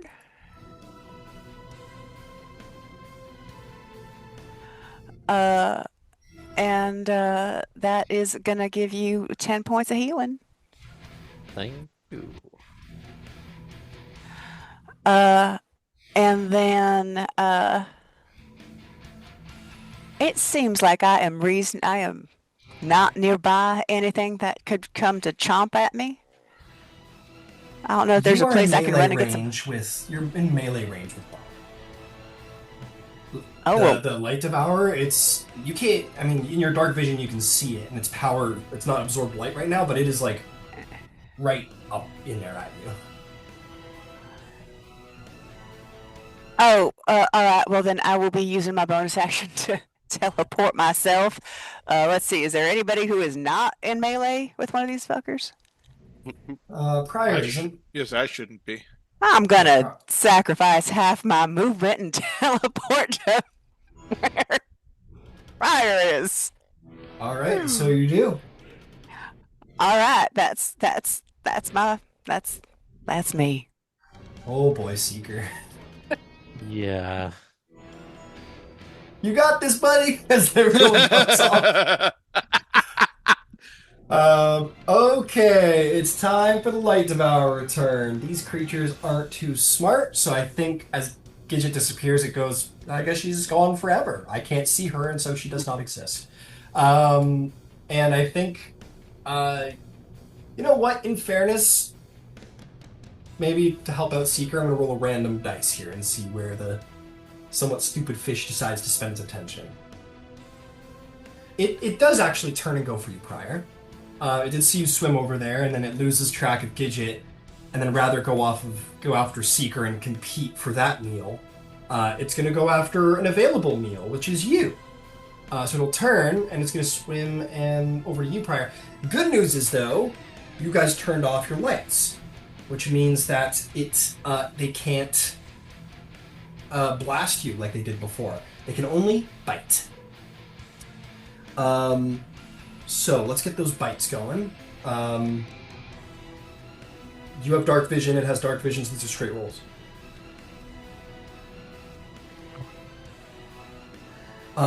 They're pretty bad rolls, my friend. 14 at the high. Miss. Miss. Okay, they try and chomp you. We'll say you're pulling like a Jake Sully in the tree roots a little bit. Maybe you and Gidget are kind of like in the rock face, like trying to and it's snapping at you from outside, but it's too big to get to you. Okay, that is one of the Light Devourers done. This one, who is all flamed up, is definitely going after you, Seeker. It's going to swim up to you, and it's going to take 2 chomps, because that's all it can do. You don't have dark vision, do you? I don't, but this one's lit up. But this one's lit up, so it doesn't matter. Okay, straight rolls. Good point. First one is going to be a 18. Miss. Miss. The other one is a lot better. 25. Just hits. Just hits. Damn, just hits? You know how high I had to roll for that?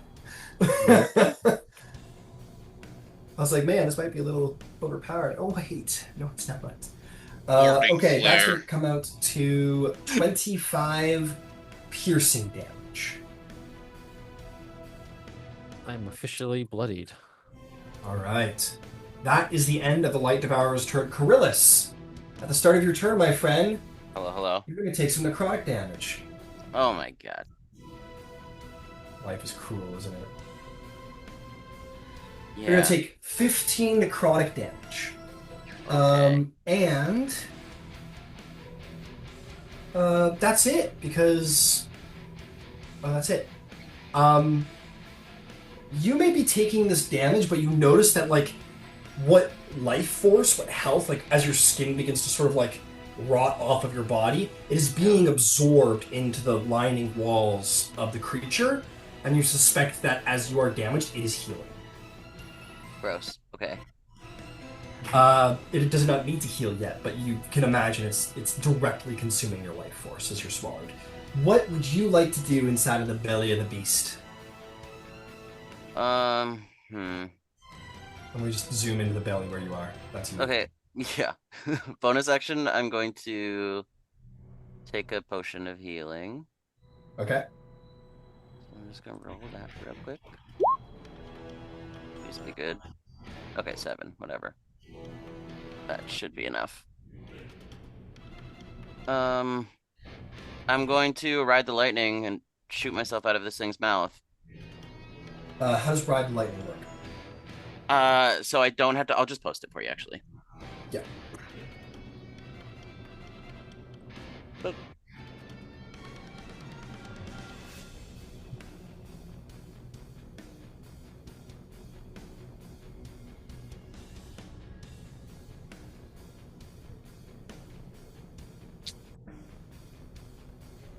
Okay. This is complicated.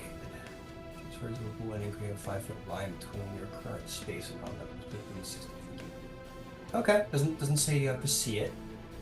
Creature in the line makes a dex save. Yeah. Everything else I have to see. Okay. I'm not gonna let you aim it directly, unfortunately, because you can't fucking see. Yeah, I'm just rolling around in there. Yeah, I don't know how you'd be able to align it with something outside. So I'll tell you what. Roll me a d10, and we'll randomly determine how the hell you're getting out of there, or which direction you end up going in. Okay.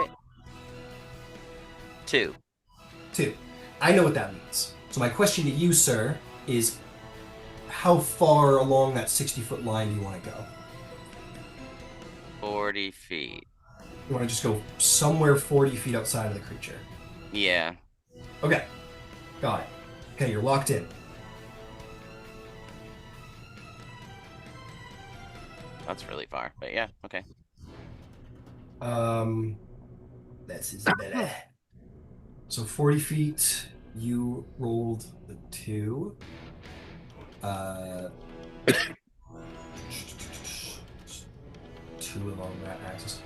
You, my friend, going to appear right here. Okay. You, like, are very close to, like, ending up inside of... In fact, you probably, like, shoot, like, lightning, and then go, oh, fuck, and then, like, just slightly bounce off the wall as you come out of the Ride the Lightning. Yeah. You escape, but you end up over there. Okay. And Dex save. go ahead and roll damage. I'll heighten spell that, so they have disadvantage on the saving throw. Okay. I will tell you what, save it. I think shooting lightning from inside of its belly to outside, I'm gonna just give it disadvantage. Okay, right on. You're shooting this at it from within its body. I think it gets disadvantage. Yeah, I would say so, I guess. Roll pretty good. That's gonna be an 18. Silvery barbs. I'm gonna say again, you cannot see the creature, and so you cannot cast Silvery Oh, Barbs. right, yeah. Okay. That's a Especially pass. while you are actively a bolt of lightning. Yeah, it's a pass. Okay, so it's a pass. Go ahead and roll damage. You'll take half. Mm-hmm.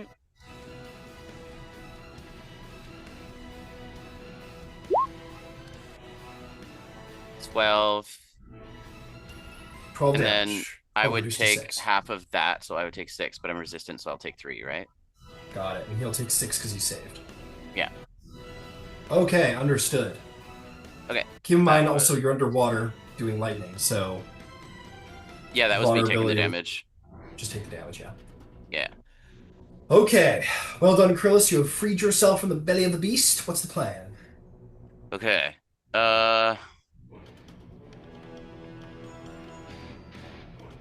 Bonus action. I can't do any more spells.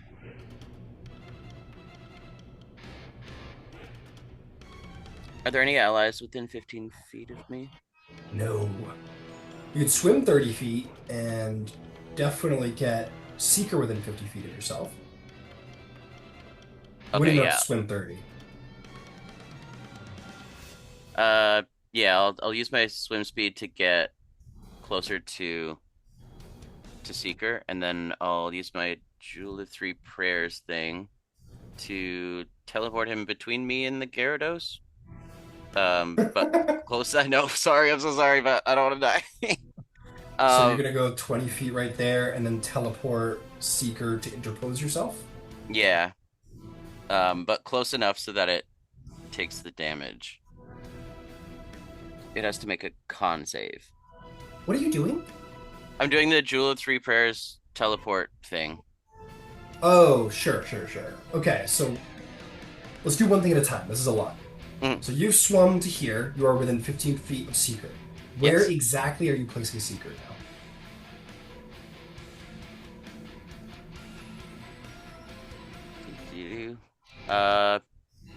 Like 10 feet in front of the Gyarados, in a line between me and it.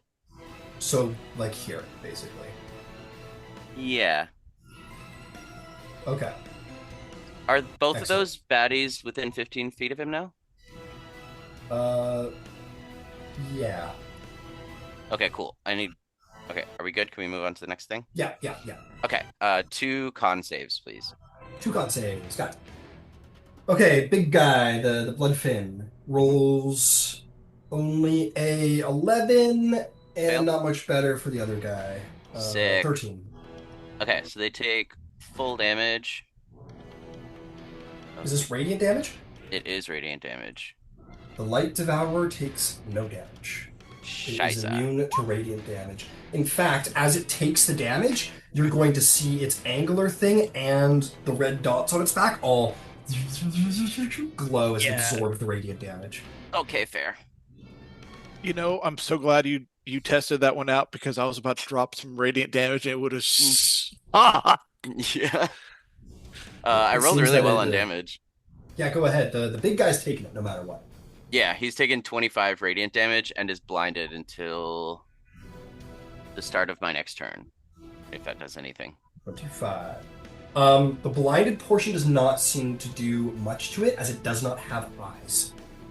Okay. Yes, this thing sees with other abilities. Is blind sight. Yeah, fair enough. And I think that's all I can do. Yeah. Okay, hey, that was a pretty fucking effective turn for restrained in the belly of the beast. It was a very well busy done. 6 seconds. It was a very busy 6 seconds. Okay, well done, Krillus. That'll bring us to you indeed, Seeker. You are in range of both guys, given your extended range. You're defending Krillus, willingly or not. What would you like to do? I mean, technically speaking, I can't see the blood fin, so Oh, but you see that guy just fine. yeah, I will simply. I mean, anything else would be bonus action wise. I think quite terrifyingly, the light flash went off, and you just got a glimpse of like Yeah, the massive creature. I felt teleportation, but didn't really see much of anything change around me. I just It's know I like- moved. You And got then like I a got single flashes. strobe of the room and saw like in the strobe, and you're like, oh fuck. Okay, Someone took a picture with their flash on in a dark room. You're like, oh, Oh no. oh. Some underwater Resident Evil shit. I will bonus action second wind. All A right. little bit. 8 is not much, but it's something. And I will then have advantage on it because it's got fairy fired, right? Absolutely. All right, let's do this. 21 to hit. Mm-hmm. Absolutely. All right, that is 12 force damage, and I'll push it back. How far is it from me? How far is it from you presently? It is only 5 feet. I'll push it back 10 feet, 15. All right. So And then I hit it again. yeah.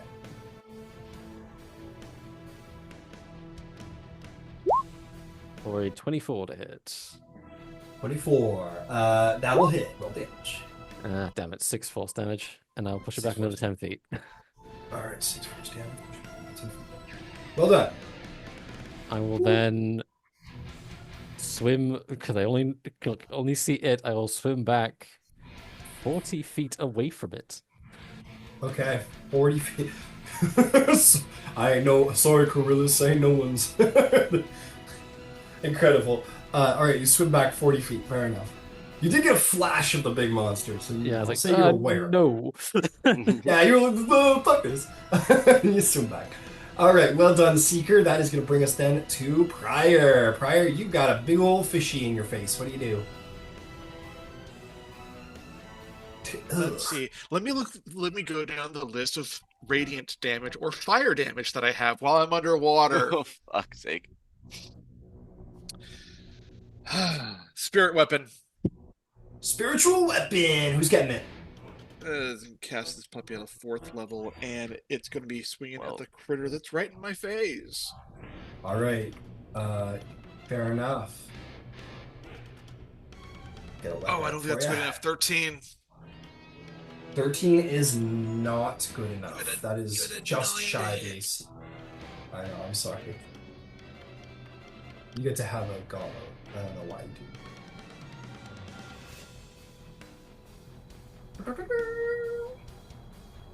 Okay, main action. And I can't cast another leveled spell. That's correct. Can't cast cantrips, though. What the hell? Why not? That thing's been injured, hasn't it? Has it been injured? Yes, it has. Sure. Definitely not Sacred Flame. All right, Toll the Dead. Toll the Dead. All right. Wisdom save? Damn it. Yes. DC 17. That is a 1. Natural 1. It fails. And come on, stop rolling. I get 16. 16 necrotic damage. Very good.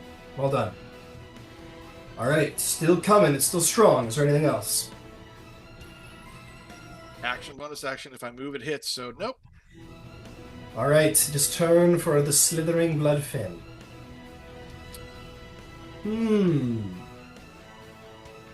How smart is this thing? Not too smart. This is the big kahuna down here. He gets to eat whatever he wants. Does he want that? Hey, look, another fish man I can eat. Should I go after the fish man? He's not going after the big seeker guy. Maybe one of those two little fellas. I'm gonna roll a random dice to see who he goes to try and eat. Seems to you again, Krillus. The dice have spoken. Fuck. Swims up over to you, 15 feet, and he's gonna try and bite you. You'll have advantage because you cannot see underwater. That is going to be 28 or 26 to hit. Uh-huh. Can I still rebarbs that one? I can't see it though. You still can't see it. There's nothing I can do. Until you can see it. Look at that. That's only going to be 15 points of piercing damage. You are grappled and restrained. And then it's going to try and swallow you again. I'm down. You're down. Yeah. Then he's just going to swallow you. Yeah. Oh no. Well, I guess technically he still has to roll, in fairness. Yeah, he rolls a natural one, so he gets hit. Krillus is down, and Krillus is swallowed. You hear a, I'm food. I'm here, I'm food, as Krillus gets gulped. And then, having consumed its meal happily, He's going to look around for who he's going to swing his tail at.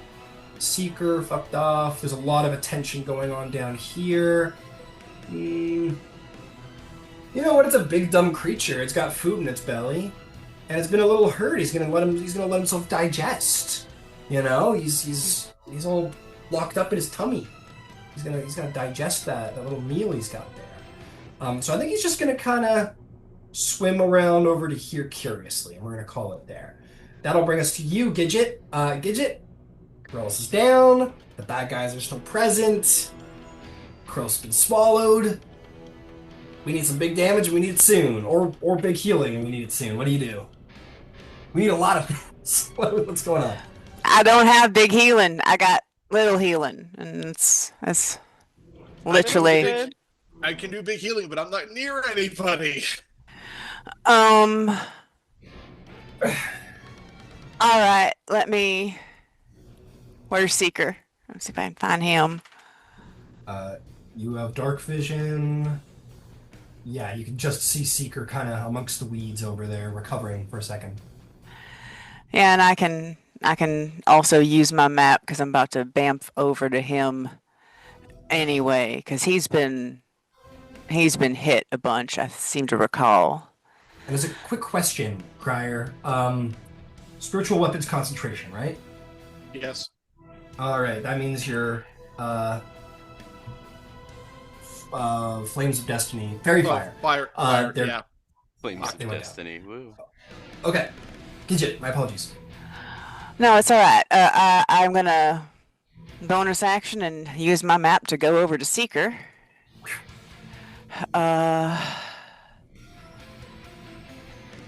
And do I have anything like all I've got is healing word. Literally, it's all I got. So I will cast it at second level, which is all I got. I'm sorry. For 11. Okay, little 11 health. Seeker. Thank you. That's it. I'm sorry. That's all I got. And that is my turn. Understood. That is then going to bring us to the Light Devourers. This one I think is just going to keep persistently trying to chomp away at you, Prior. Here come the 2 attacks. These are straight rolls. Double 4s on the dice. Those will not hit.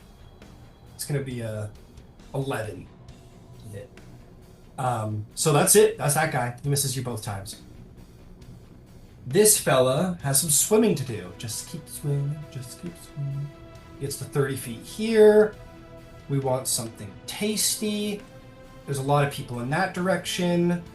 Let's go in that direction. It's going to go after you two. As it gets to here,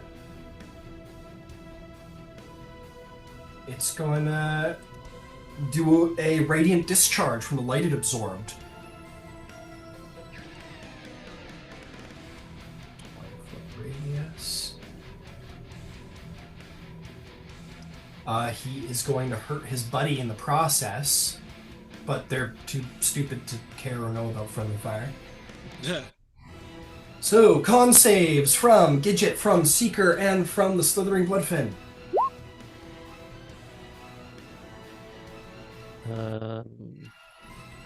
Slithering Bloodfin succeeds. 15. You have 14, Seeker? Yeah. That's a failure. Plus your genius for 19. That's a success. Gidget. Not 19, that's 17. Gidget got a 15.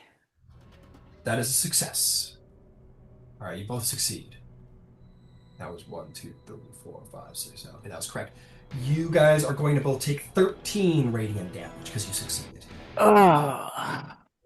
As will the Bloodfin up here also take 13 radiant damage. And that's the end of their turn. Yeah, that's it. Krillis, you are going to take a death failure. You Okay. take damage at the start of your turn.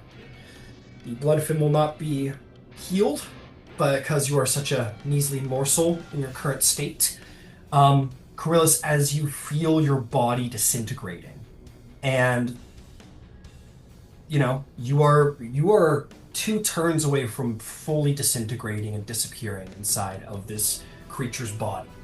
Yeah. What is going through your mind? And the Jewel of 3 Prayers in its stomach with you. Yeah, that's not good either, huh? What's going through your head as you are being held tightly inside of its internal organs and being sort of ebbed away very quickly? In a matter of seconds, you will be gone. What are you thinking about? Ugh. I think he's just thinking about like how much he doesn't want to break the promise he made to return. So he's trying not to give up, I guess. Fair enough. But Fair enough. doesn't know how there's any way that he can survive this, but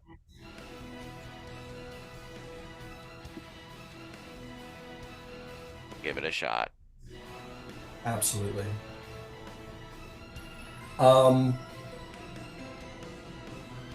Quick question. What did you roll for initiative seeker? You rolled an 11? Yeah. Okay. And Krillis, what'd you get? Oh my god. Do you recall? I got a 17 or something. 16, 17. Okay. Nope. From the portal, someone comes through. You are going to see, wearing white and blue robes, is High Curator Jamil Alafia. Whoa, Jamil, what are you doing here? The whole crowd goes, "Woo!" And it goes, oh, like the Disney fucking thing. And indeed, Jamil Asaid will join the initiative order on your side. Hell yeah. I just have no mini for this guy whatsoever. Nothing planned. But that person's fully got a boob out. That's crazy. Sorry, it just caught me off guard. You know what? Let's do this one. It's way too cool for him, but I don't care. He gets to be fucking He-Man. I don't care. I think Jamal's cool. Jamal's pretty cool. So he's gonna enter the order. I'm gonna put in his name so we can remember his name a little better. Put him in order here. God, it looks like fucking Superman. I'll find a better mini for him in time. But Jamil comes through. Jamil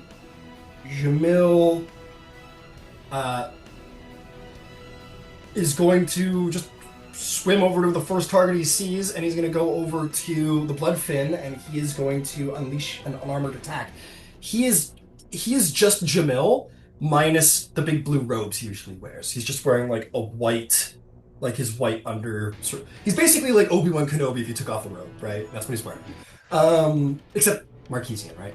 And he is just going to sort of swim through the water and do this like this almost like hurricane underwater spin, and is going to like bring his arms around Ip Man style, and he's going to do 3 force strikes. Hell yeah. Okay. 21 is a hit. The next attack is going to be a 13, which misses. The next attack is going... Oh, you know what? As a note, I don't think he can fucking... Oh! My monk's got blind sight. Never mind, he's good. Oh. And he's going to come in with an 18... Sorry, 25 on the next one. So 2 hit, 1 miss. That is going to be... I'm going to just roll them all at once. So it's plus 6 on them. That's 12. That's 21. That's That's going to be 31 points of damage. So he comes in with this like hurricane like punch over his head like that, and as he does so, the creature like lurches back, and those with you with dark vision who can see him hitting this way, Coryllis is shot out of his mouth from this hand, Yes.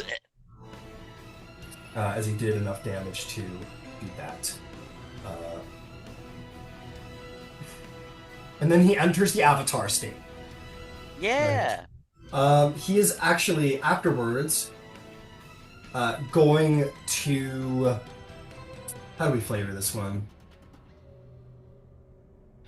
He kind of comes back in, bringing his hands around, kind of does the two hands in front of the face, and then pushes his hands out in two directions at the Bloodfin and the one attacking you, Seeker, the Light Devourer, and he's going to do a brain burn.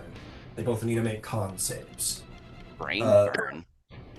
Brain burn. Jesus. The Light Devourer fails.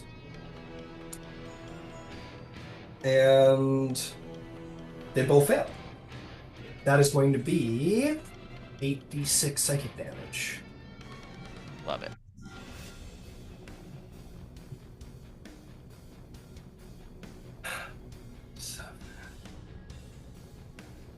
That is going to be 27 points of damage to both. The Bloodfin is suddenly looking really not good. Someone needs to take it out. Someone needs to put that last little bit of something into it. And that is going to be the end of our High Curator's turn. Woo. He'll say, I felt a little ethically uncertain about sending you into certain deaths without at least a little help. I float there. And that's going to bring us to Seeker's turn. Seeker, you're up to bat. All right. I didn't roll a death save. Oh, there was no death save for you, Coryllis. You failed. Oh. Because you were stomach 8 up. Right, yeah. Yeah. All right, Seeker. Is the fairy fire still on, or am I just straight up blind now? Fairy fires off. You were straight up blind, I'm afraid. Fantastic. Yeah. See, how do I play this? Because I know that if I use light, I'm just gonna eat shit for it. So I think what I'll do is I'm gonna hit myself with a second level cure wounds. Nice. Very fair. 21 points of healing. I will bonus action use my second wind to heal some more. Fair. 8. And then I'm just sort of gonna swim out into the open. What I assume is the open. Just away just I don't know. I haven't since I'm back. My back's against the wall, so I'll just swim away from the wall and see what you want happens. to go like over here maybe? Yeah, it's gonna be like 30 feet. Okay, got it. Fair enough. Now I'll simply hold my up and ready and wait for whatever comes. Got it. We cannot All right, see. Prior. Yeah, fair enough. All right, Prior, you're up. You got a lot on your plate, my friend. You've got a downed Coryllis. You've got bad guys. Plenty to do. How far away is Coryllis? Coryllis from you is 25 feet. Only 25 feet. Only 25 feet? That's fantastic. How far away is Seeker? Seeker is 35 feet. You guys are closer than I thought. That's great. Okay. And if it matters, Gidget is 45 feet. Everyone's within range. I needed within 60. Okay. Mass healing word. You know what? I'm going for 5th level because I just need everyone to be better. Okay. Damn.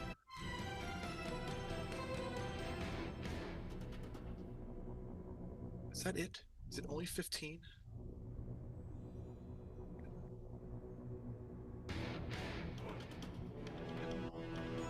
Show me the dice, damn it. I only see 2 plus 4 plus equals 15. So at least I got that off. So everyone gets a 15 health. Woo! Okay, 15 health to everybody. That's great. Krillis, you are no longer dying. Yay! All that skin that disintegrated off of you in its belly is back. Hell yeah. Feels so exfoliated. Nothing like new skin. It's a feel exfoliated. Okay. Prior, is that all for you, friend? No, 'cause I'll also hit the fish with my come on, brain. Spiritual weapon. Thank you.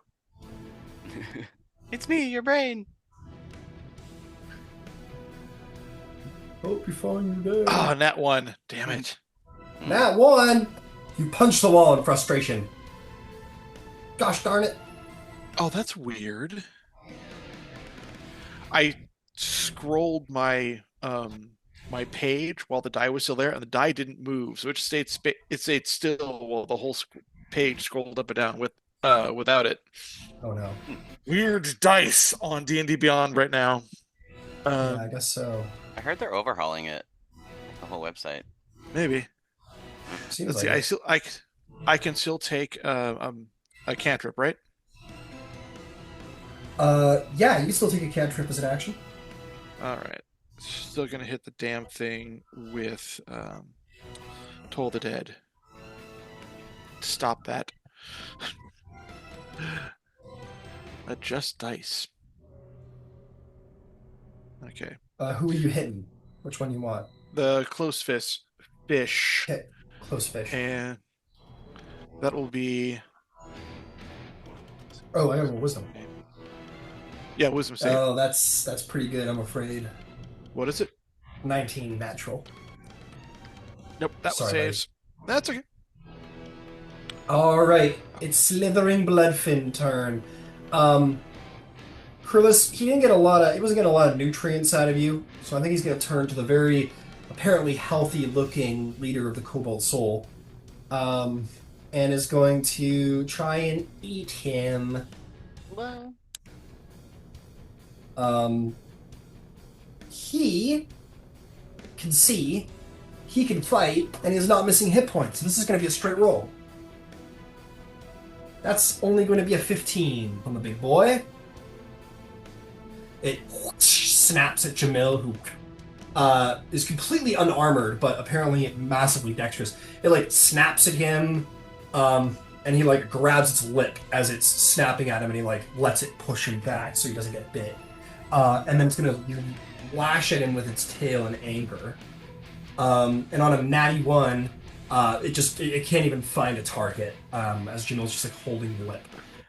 That is the Slithering Bloodfin, bringing us to Gidget. Gidget, up to bat.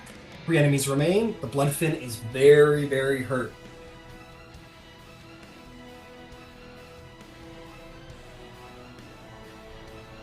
You're muted as well. Yeah, so as it turns out, a lot of what I can do is unfortunately the kind of damage that don't do much to these folks, being all radiant and stuff. However, I can fairy fire.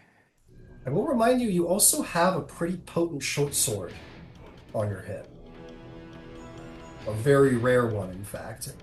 Oh, I understand that, but I am not proficient in using a short sword. It was just what was there, but I don't. Above the table? What is? Would you? Sorry. My dog reoriented on my lap. What is? If I were to use something that I wasn't proficient with, like, is it a disadvantage to hit, or? You just don't add your proficiency bonus to the attack roll. So, you could still just use a flat strength or dex check to attack with it. Yeah, that's it. It just doesn't add your proficiency bonus to the attack roll. That's the only difference. And then I in theory have the weapon, but I don't actually have the stats on it. Just add a residuum short sword to your inventory and return to it. Ruidium, right? Ruidium, yes. Okay. Sorry, Ruidiun. Will do. All right, I got this. You get like 2d6 psychic damage on a hit on top of the weapon damage. So that's 3d6 damage a hit. Well, On top of any other tricks you might have up your sleeve. why don't we go ahead and just do that then? I will pull up a short sword real quick just so that I've got it in my inventory. Okay. Yeah, just roll to make life easy, just roll a dex or strength check. I will roll a. Yes. Are you going against the giant slithering bloodfin or the light devourer in front of you?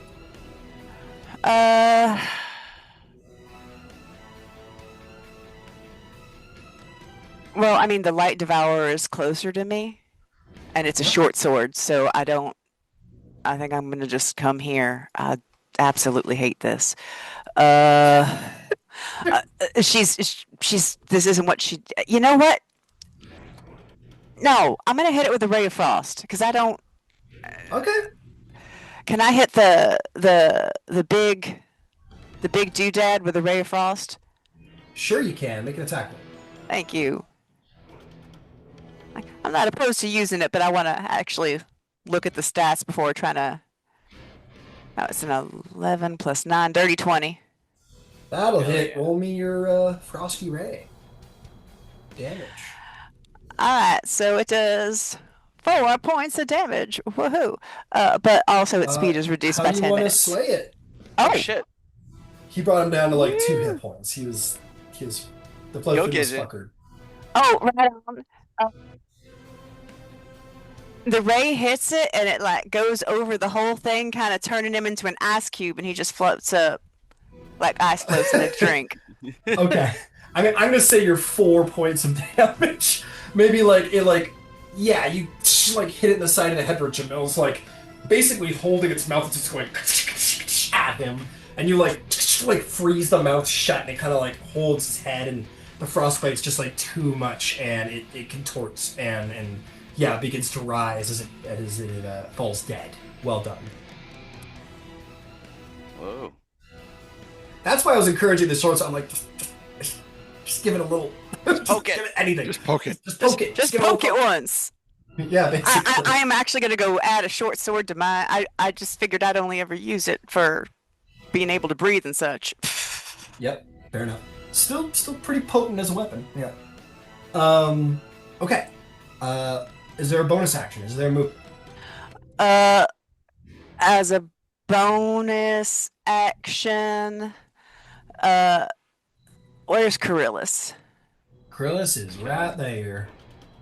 All right, yeah, I'm a zap to him. Okay. Oh, hello. And there you are, right beside him. Yeah, that way I'm maybe flanking, or maybe on the other side of the fish. There we go. Yeah, it's like, oh, there you are. You're over there now. Okay, if there's nothing else, that'll bring us to the Light Devourers, who still indeed have turns left.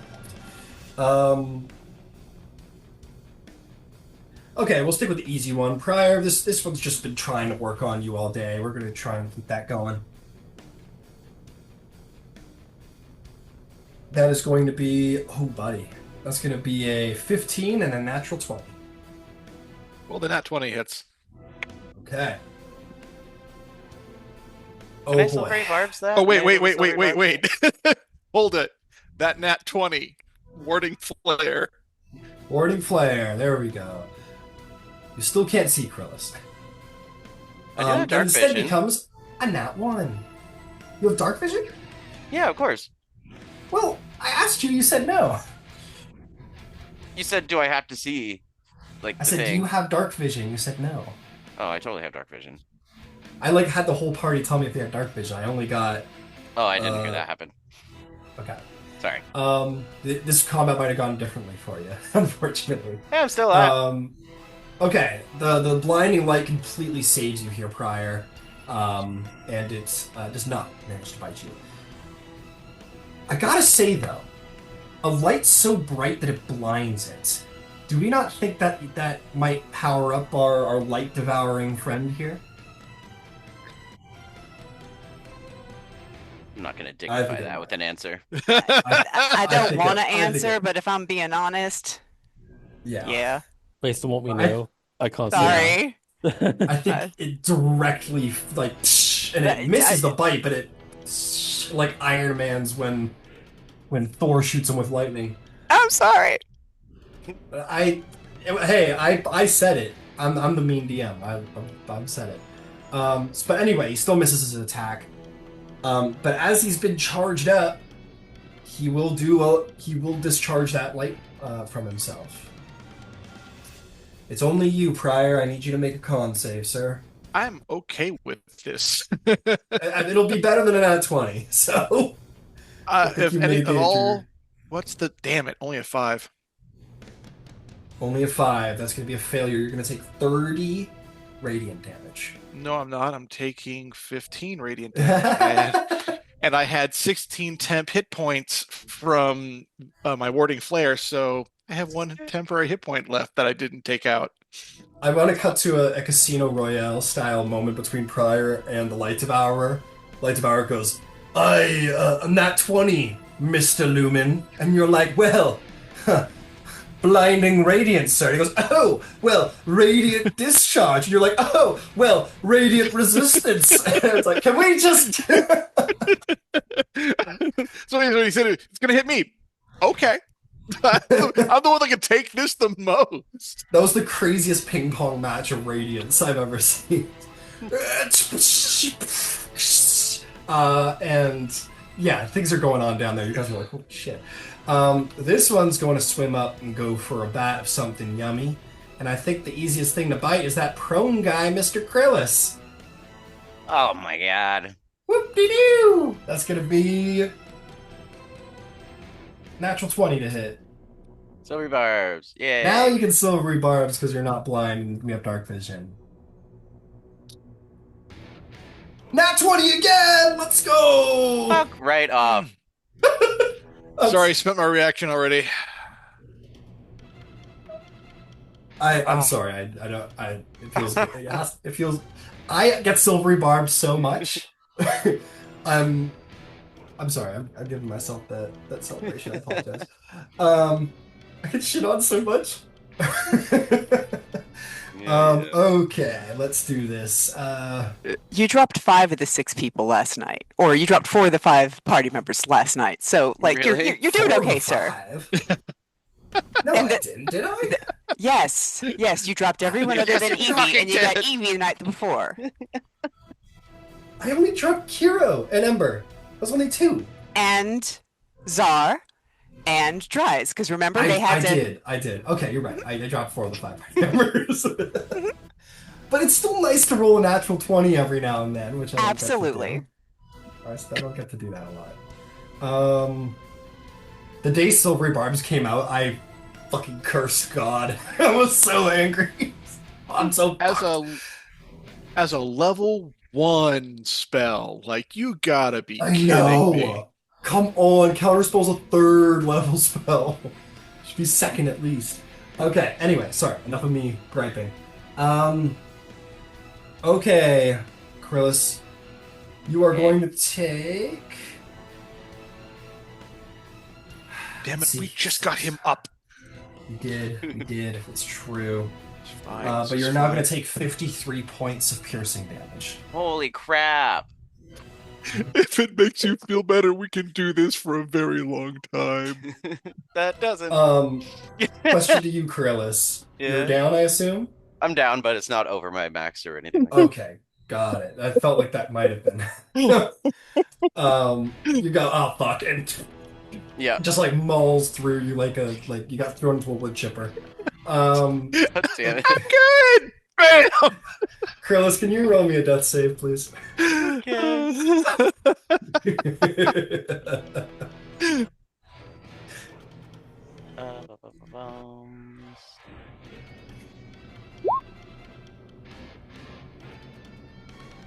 Okay, there it is. Understood. I would ask how Krillis is feeling after that, but I think I could probably guess. Yeah, I think you could all guess. Okay, we leave it at that. Jamil's like, ooh, from the sides. Oh. Oh, Fuck. Fuck. That didn't look good.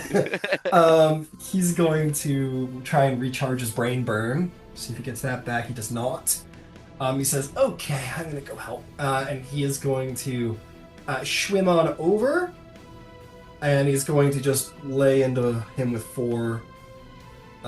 three force strikes. Which he apparently can make it a 10-foot range. Because he can, like, send it around. But, nah, he's going to go into melee, because that's cool. Alright, here they come. That's a hit. That's a hit. That is a hit. So I'm just going to contabulate all the damage together, make life easier on us. 6, 12, 18. 18 is 34 is 44 total points of force damage.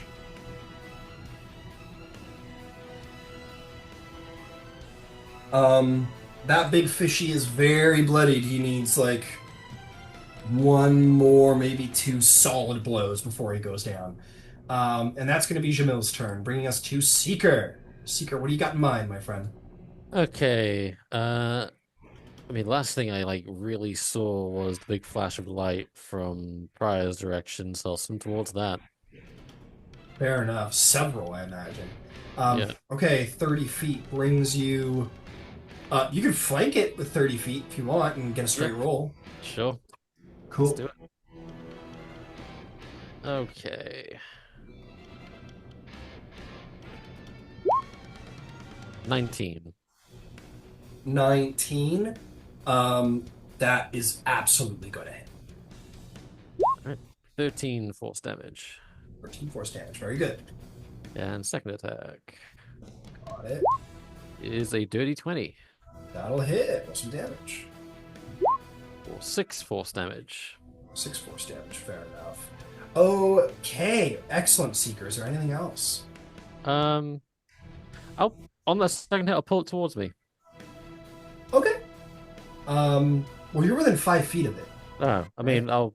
Oh yeah, I mean, I had to like, I couldn't see it. I just go right in his face. Never mind then. It's fine. Okay.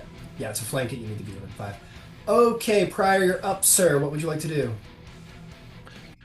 How far away is Krillis from me? The time-old question. 25 feet. 25 feet. Okay. Believe he's in range. Yes, he's in range. I can cast Toll the Dead. No. Jesus. No! What the fuck?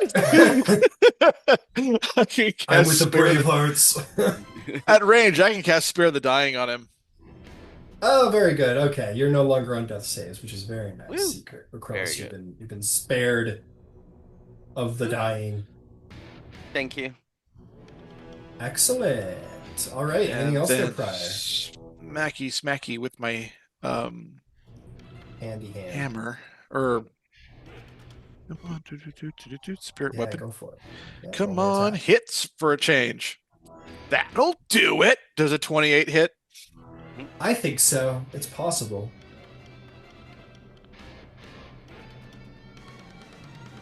Dude, they got him burning. Spirit weapon. Sorry.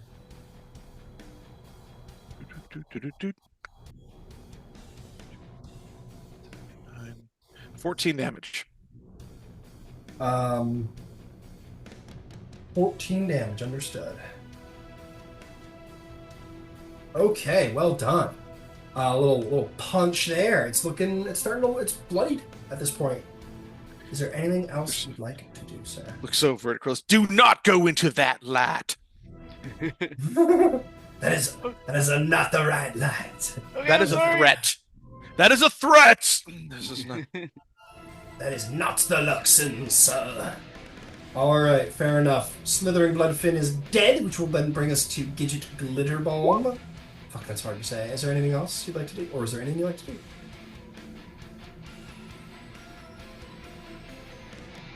Unmute. Let me see what all is going on. You are 10 feet from this nearly dead one. The little yeah. Oh, I'm definitely gonna hit the fishy. Okay. So we are gonna. Yeah, we're just gonna go ahead and do the. Well, throw some more ice at it. A little ray of frost going. Go for it. Uh, 26. 26 will hit. Roll some damage. 15, and it's slowed by 10 feet a minute. Or 10 feet whatever. It's slower now. Understood. Gotcha. Very good. I just envision the ray of frost going out, and it leaves like a trail of essentially like crushed ice cubes down the line that just dissipate off.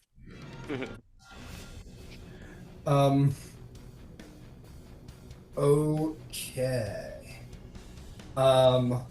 Sorry, how much damage was that? 15. Still alive, hanging on by a thread. All right, there's nothing else. That's all I got.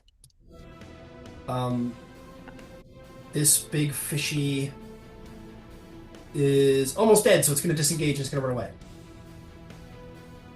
I'm here for one reason, and that's a food. It'll just swim to the back of the chamber, attempting to hide in the seed, but for now, that is what we'll call it. Oh, it disengaged. Sorry, I took it too far. 30, and it's got minus 10 speed, so bring it back 10 feet. So it disengages and it swims away 20 feet, starting to make its way away from the battle. Okay, Krillis. You've been healed. You're alive. What do you do? How much healing did I get? Oh, that was only spare the dying. You're not in Yeah, death that saves is- anymore. You're right. It's my bad. I'm chilling. You're all floating. So that'll bring us to Jamil's turn, who is going to get in on the beating up of this guy. So he's going to swim over. Or actually, let's see if he gets his brain burn back.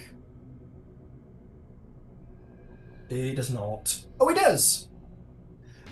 He will start with a brain burn. And he'll try and hit both of the fishies. They both fail the saving throws, which is nice. They'll each take 8d6 psychic damage. Oh, that was not enough. That's enough. There we go. Both will take 30 psychic damage. This guy is dead. Its brain sizzles inside of its skull and it dies. And this one will take an additional 30 points of damage. And then Jamil will swim over, get right on top of it, and he'll start delivering some Kia kicks to it. That's a natural 20. That's a hit. And that's a... Yeah, that's a hit. Okay, this is going to be a lot. Where were my big D10s? Where'd they go? 1, 2, 3, 4.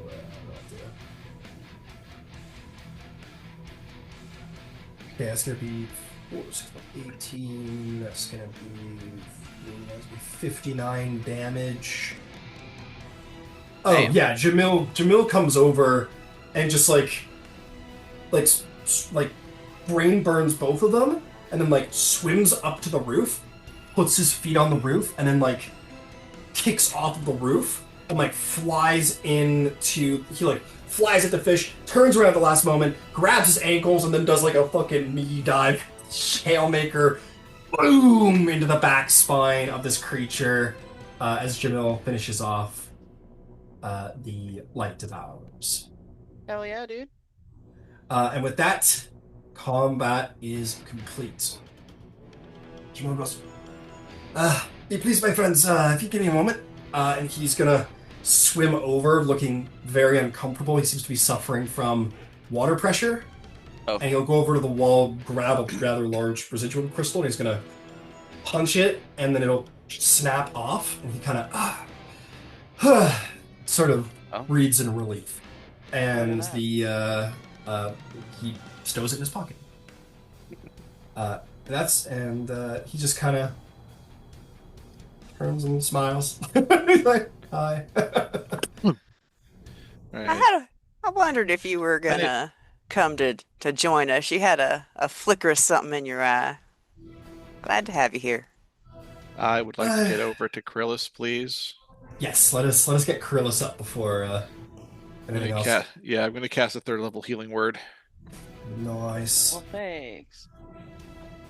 I will put a light And cantrip up nine, just so we can see. I'll take that's 19. 19 hit points. Amazing. Thank you. So before we proceed, Coryllis, I think you, my friend, I gotta ask you, Coryllis, how many times did you go down in that battle? Hey. Twice. If I'm not mistaken, you will have had two visions this fight. All right. I probably should have gave you during the battle, but we're gonna give them to you now.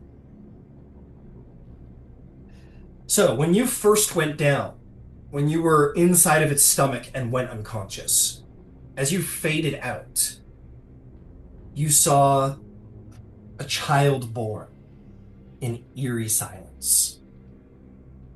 And actually, my apologies, this is a point. All of you would have experienced this vision at the same time, and this is maybe what alerted you to Krillis being in the stomach. Um, just for a quick flash in the middle of the battle, a child was born eerily silent, and the midwife refuses to hold her. Goes, look, even he knows. His little soul prepares for the dread omens that will haunt him the rest of his life. And that was it. That was the vision. Oh. And then as you went down a second time, just now, Coryllis, all of you would have had a second vision. Two parents place a baby in front of a priest of the Dawn Father. And they say, please, please bless our son. Save him. The priest gestures over the infant's head to do so, and then recoils, drawing his hand back. He goes, his little soul prepares for the dread omen. Oh, no, sorry. Says, there will be no help for him here. Don't be foolish. There is no cure for the mark of the red moon. Vision ends. And now as you come back, Coryllis, as prior placed that healing, all of you would have had that image in a flash. And now we come to the present.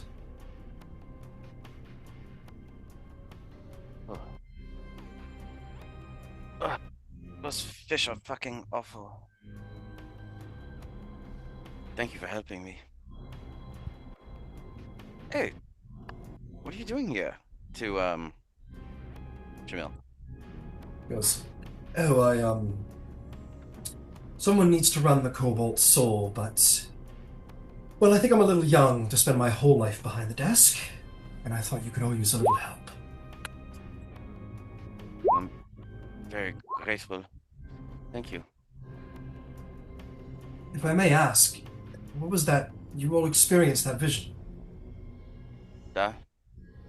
Was it the creatures that did that? And all at once, you will hear a disembodied voice in a familiar voice say, it was not the fish. It was I. And that's where we'll go to a break. Oh, my main man shows up. All right. That was awesome. Hell yeah. Good fight, That guys. was Good fight. awesome. We're Very back good fight. Very good, guys. We'll be back in like 15 minutes. All right. Sweet. Bye. So, Krillis, bye. Say, I accidentally said healing word. I meant to do the lay on hands. So it was, or not lay on hands. Bigger spell. Cure wounds? Cure wounds? Yeah, cure wounds. I didn't. Sick. Okay, yeah, I read that. So and I switched my hit points. Thank you. Good. I was like, wait a minute. Why are we doing? Why am I doing a healing word after combat? I want a bigger heal for you. Yeah. Thank you. Definitely gonna need a rest.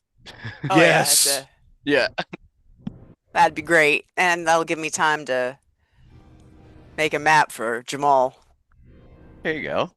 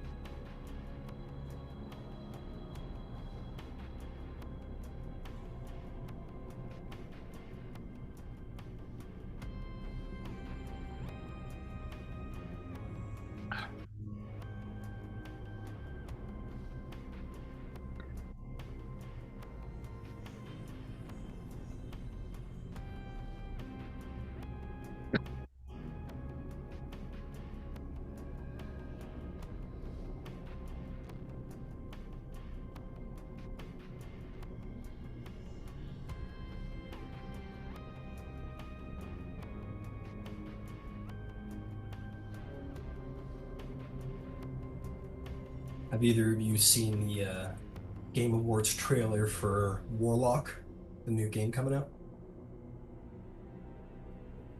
Not I really. have not.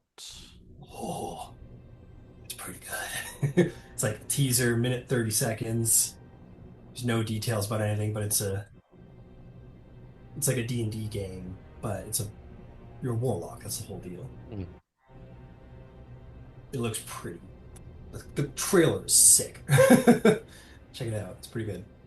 I recently started playing Esoteric Ebb, which What's is that? like it's like a D&D Disco Elysium, if you know what that is. What's that? It's like a D&D version of Disco Elysium, if you are familiar with that. Oh, interesting. I'm looking forward to what's that one game? Um, Solasta, something like that. Yeah. Yeah, the new one's coming out. I'm looking forward to that. Uh, Esoteric Ebb, you play as a cleric who has been hired to investigate an explosion at a tea shop, and you are the Cool. worst cleric ever. Yeah. However, you're also able to learn like spells outside of your usual class. And Is that you're like a cleric in that game? That's yeah, your you are a thing. cleric. Oh, Your job is to investigate a explosion at a tea shop because the local government doesn't want to really touch it because there's an election coming up and terrorist attacks are bad for morale. fair enough. What's it called? Esoteric M. I'll put it in the Esoteric End. Okay. Oh, Ebb. Got it, Ebb. Okay, interesting. Yeah, I'll check it out. I have very low strength, so it keeps telling me to bow down to people who are stronger than me.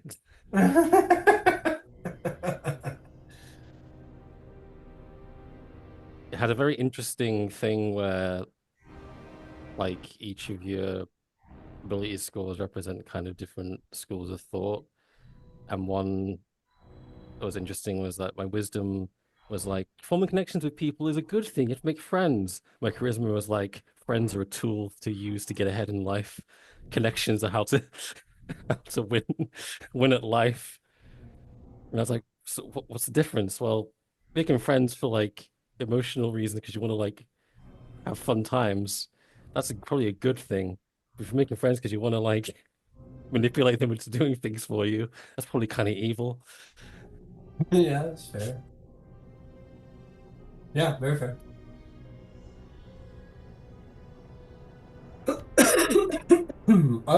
Okay. Are you guys ready? Yes. Yeah.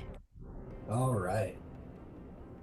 So, last we left off, um, you hear the disembodied, morose, melancholic voice of the Apotheon disembodied, saying, "It was not the creatures who grant these memories."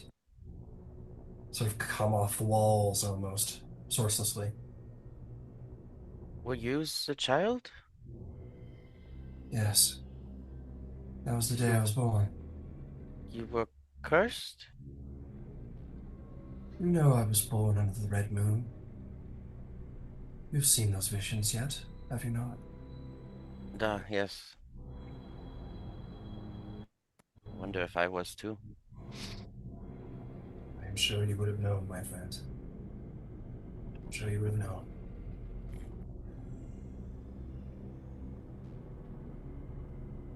We're coming for you. Yes. Yes, you've come a long way to be here. Thank you. Thank you. Of course. Just hold out. We will be there soon. Is something guarding you? Guarding me. You mean protecting me? Maybe? No. I. You will see. You will surely see.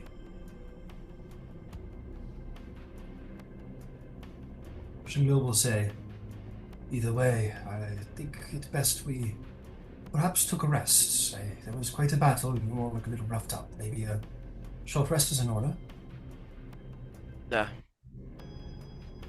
Yes. Yeah, I could, even with all the healing, I could use a little sit down, and I need to whip up a map for you anyway. A map. You'll see.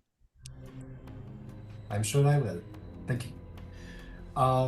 And you guys can, I mean, you can't light a fucking fire. You can certainly turn on your lights again now that all the fishies are dead. Um, Cast dancing lights. yeah. Just sort of float around. Yes, with your adversaries defeated, light has not become a danger. Um, and you guys can take a minute to short rest. You can start marking those off. You guys will Okay. be successful in this. Um, Okay.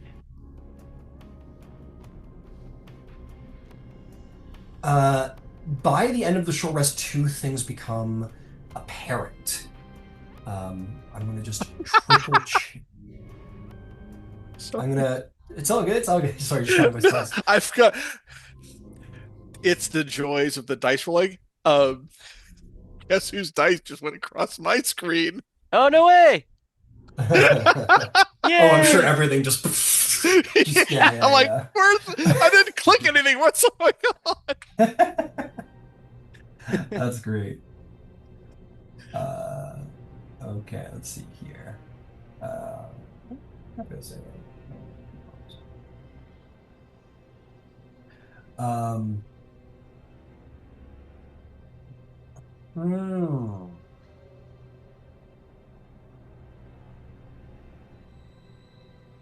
Okay, let's see.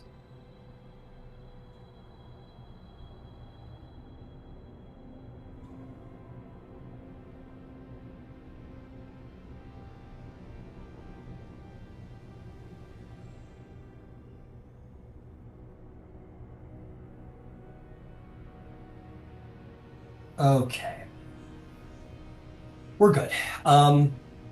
Prior and Gidget, you guys continue to feel that like edge of like emotional exhaustion. Um, Wherever your item is stored, so prior your shield's probably in your hand, right? Your Yes. it's your shield. Um, uh, your arm there is just starting to get a little itchy. There's no rash as of yet. It's just sort of that like when you're like a little itchy and you're like, "Ooh, if I scratch this, like that's gonna turn red." It's like that. Gidget, I imagine your short sword is either on your hip or your back, probably. Um, Whichever it may be, you start to feel the same thing there. Just that like that itchiness that could turn into a rash if it gets more irritated. Yeah. But no corruption as of yet. Nothing like what Seeker's got, whose arm is very much rashed over. Um, you'll see. Oh, I gotta roll for Jamil as he has taken a little crystal. He seems to be doing good, but you can see kind of the same thing in him, like the urge to reach for it and itch every now and again. Actually, he's a fucking monk, man. He's got Zen for days. He's okay. Zen for He days. resists any temptation to itch the mosquito bite. The last thing that becomes apparent is as you're resting, you guys will find yourself a little less like kabam a memory, and now you're out of it an instant later. A little more like now that you've taken a moment to relax, you kind of feel the place kind of seeping in, if you will, and you are each going to experience another memory. Woohoo. What-de-doo? Give me all the visions. Um, you guys see um, a baker shop, and within that shop, you will see a man working there. Uh, and behind the counter, he hides a dirty little boy. And he slips him a tart while no one is looking. However, outside, children cow at the window and call for the omen-touched boy. It's like, bring out the omen-touched boy! And, bring him out! Yeah! Bring him out! As kids can be quite mean, you expect that if he went outside, they'd probably quite viciously bully him. but he hides in the shop. And one of the patrons of the shop who is actually shopping and is having, having his the coins counted, he looks over and sees the little boy, kind of cocks an eyebrow and looks back to the baker and says, "He's full of betrayer blood, I hear." And the memory ends.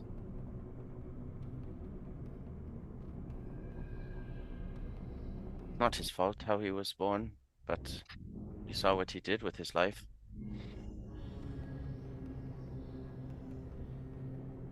It will be good, I think, for people to know the story once we have finished. Perhaps people will be less cruel to those born different. Stories can be twisted. Those that hear of wrong blood might wipe away his good deeds to further their own ideas of what is righteous. Yeah, unfortunately, I think you are right. Perhaps the Kobold Soul, being the studious ones, would be able to direct the information in a more favorable way. The Jamil says, "It is not the way of the Cobalt Soul to flavor information to the public. We will present it objectively. We do not wish to control the perceptions of people. We withhold information to protect people, not to change the truth. As for the curse of Ruidus, evidence, as far as we've been able to obtain, is inconclusive. There are some things that heavily suggest that indeed there is something to this curse of the Red Moon and the ill omens and bad things happening to people or people around the moon, and other things that say not. It's difficult to come up with a conclusive understanding of Curse of Ruidus. Those who wish to learn will learn what is true." Right now, our job is to save him. We can talk about whether to and how to make him palatable once we got him safe. I am Yeah. sure it will take no effort to make him seem palatable, as you say. From what you have told me, he is a hero deserving of memory. He is. Uh, the voice speaks weightily. He says, "Thank you." Quietly, as if the words are overwhelming to hear to this tormented individual.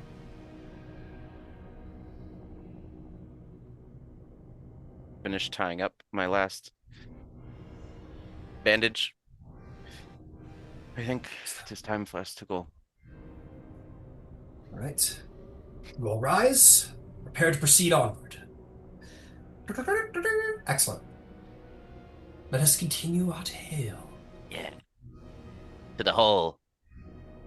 Great. That's great, Grillis. Through the hole you go. You make your way through the wee tunnel. You swim through and make your way into this next water-filled grotto. As you enter the area,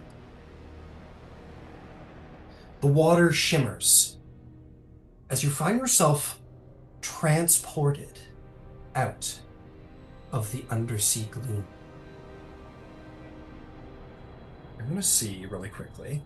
Whoa. Like a misty portal instead of like a solid wall portal? Uh, Quite different. Quite like your vision has altogether changed. You are almost experiencing a vision, if you will. And you will see, instead, this room. Oh, You Jesus. find yourself in a child's room. Actually, I think I might have a. Oh, I don't. Um, a child's room. Slap a bunk bed in there. It's a bit kid's room. Your minis there. Simple comforts are scattered around the room's perimeter. A teddy bear overgrown with ruidium, a candle lined with ruidium spikes, and a rocking horse with tendrils of ruidium crawling up one side of it. Simple toys are scattered on the floor, with more of them on small wooden shelves, all of them laced with ruidium. Sunlight shines into the room through two small, high windows, and you hear muffled voices coming from outside with occasional dull thud. You are standing in the room, this child's room. I'll post you guys a little picture here of the room here in Zoom. Can we see each other? Yeah, you guys are there. You're Okay. physically there as far as you can tell. Okay. Okay. Oh, This is generally the aesthetic of the room you find yourselves in. my God.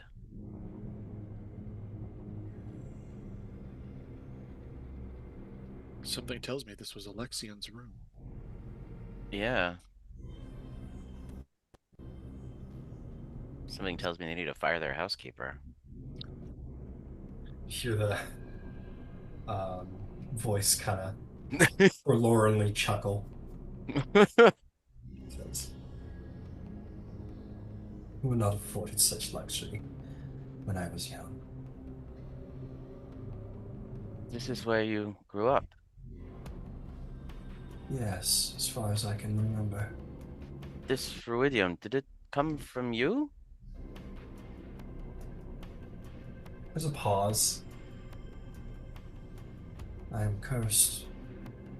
Cursed by the red moon. All, as they say, I touch turns to, well, ill omen.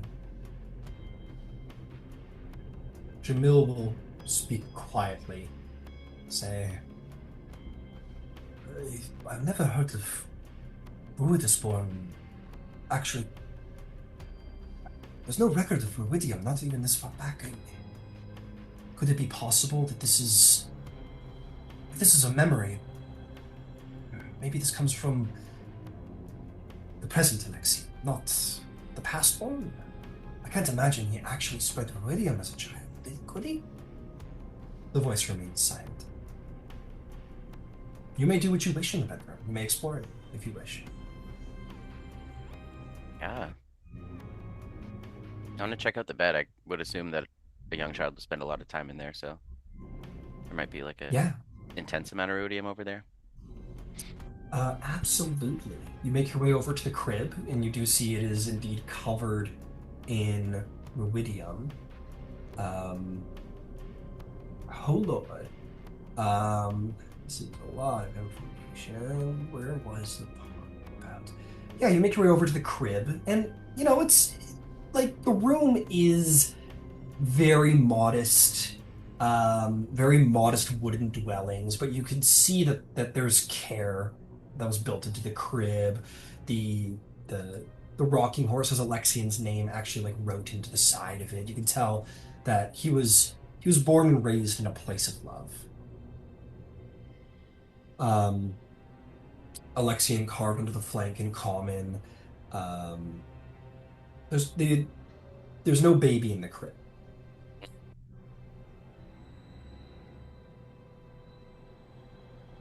Okay. Yeah, that'll be my exploration if anyone else wants to look somewhere else.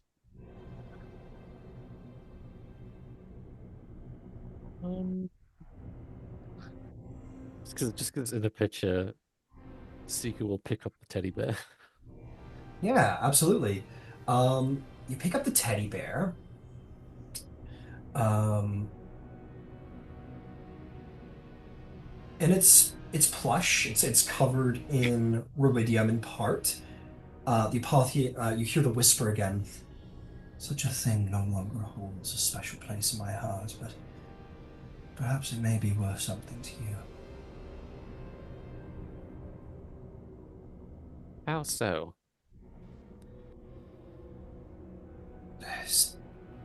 You almost hear the strain in his voice as if he's trying to figure the answer to your questions.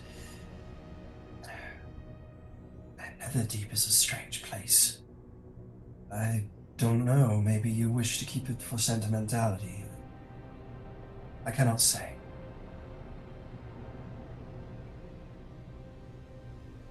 Hmm. Do you wear Seeker, gloves? yeah, Seeker's got gauntlets on. I thought so. Yeah. Yeah. Seeker will kind of stare at it and then just put it in the pack. Okay. You may add Alexian's teddy bear to your inventory.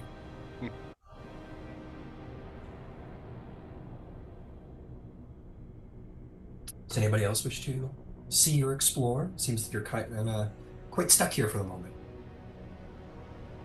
Gidget would like to look at the craftsmanship of the cradle, just because she's a woodworker, and I imagine she's gonna want to look through the room, so she'd have a good memory of it, so she can sketch it when y'all get back above ground.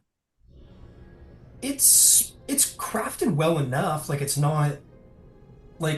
not like shittily thrown together as you can see the picture. Like it's not like someone put, you know, basically a box on legs. It's crafted with care. You don't know if Alexian's father or mother were woodworkers or if they put the money together to buy this, but it was at least bought or crafted with care for the child.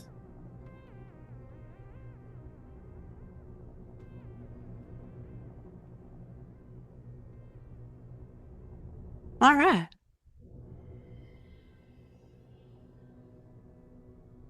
Oh. Can I? You continue to hear sounds outside the window, the sound of rabble of people. Can I make a perception check and kind of like, I don't know. To look for what? I guess I could just say anything of note, like just it's just the iridium everywhere is kind of weird. Anything of note? I mean, there's plenty here of Okay. note. Doesn't take much to see. If you're looking for something hidden, um, sure, make a perception check to see if you can find anything. What's that? I mean, the Ooh, whole got a 20. place looks out of place, right? It's like a child's room Yeah, covered in rhodium. I mean, Yeah, not I got a normal. 20. I got a 23. 23. Um, I mean, yeah, it's a child's bedroom, simply put, but the rhodium seems like very unnaturally here. It seems out of place. Um, or the room itself. You continue to hear the muffled voices coming outside, and again, an occasional dull thud From where? outside. You can look out the window if you wanted. Yes. Okay. Uh, Indeed, you look out the window, and you are going to see two humans being attacked by a band of six people armed with farm implements. The two folks are a man and a woman of similar age, and without much of a stretch, you can probably suspect these are Alexian's parents. And they are indeed being attacked by sort of angry civilians. His father is a kindly face with a bushy brown beard, and his mother has worry lines and a scarred face. Both have olive skin, much like Alexian himself, and wear simple, dirty, stained garments made of single pieces of cloth. Um, Sort of like almost like a Greek commoner, if you will. Um, the attackers are shadowy, faceless facsimiles of people draped in worn-out clothes. Red eyes burn from beneath their wide-brimmed hats. Not a ruidium burn, but an evil, malice-raging burn. The shadows want to attack the parents.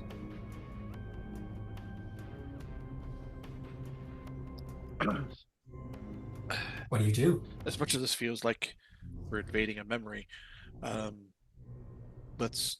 I would like to at least open the door and try to defend them. Yeah, prior, you move immediately to defend someone in need. You hear sort of to you specifically prior, you will hear this alone. The voice whispers, "You have found me. Indeed, this is my earliest memory. The pain of a child born under an ill-fated sign of Meridius. We were turned on by friends and kinfolk as war raged around us. Many people suffered from my presence. My parents, most of all. My story begins with them, but their story dies with me." With a loud crack, one of the shadowy figures strikes Alexian's father, sending him to the ground as you send out to the outside.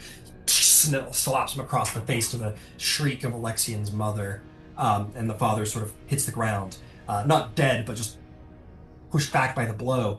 You see the scene unfolding. Um, and as he looks, four of them sort of like look over at you and say, "Get him!" As the two continue to assault Alexian's parents. You and anybody who else would wish to join the combat may roll initiative.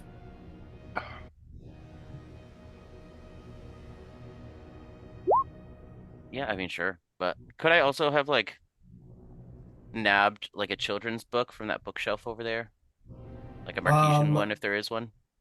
there are no children's books, unfortunately, and they are certainly not wrote in Marquesian.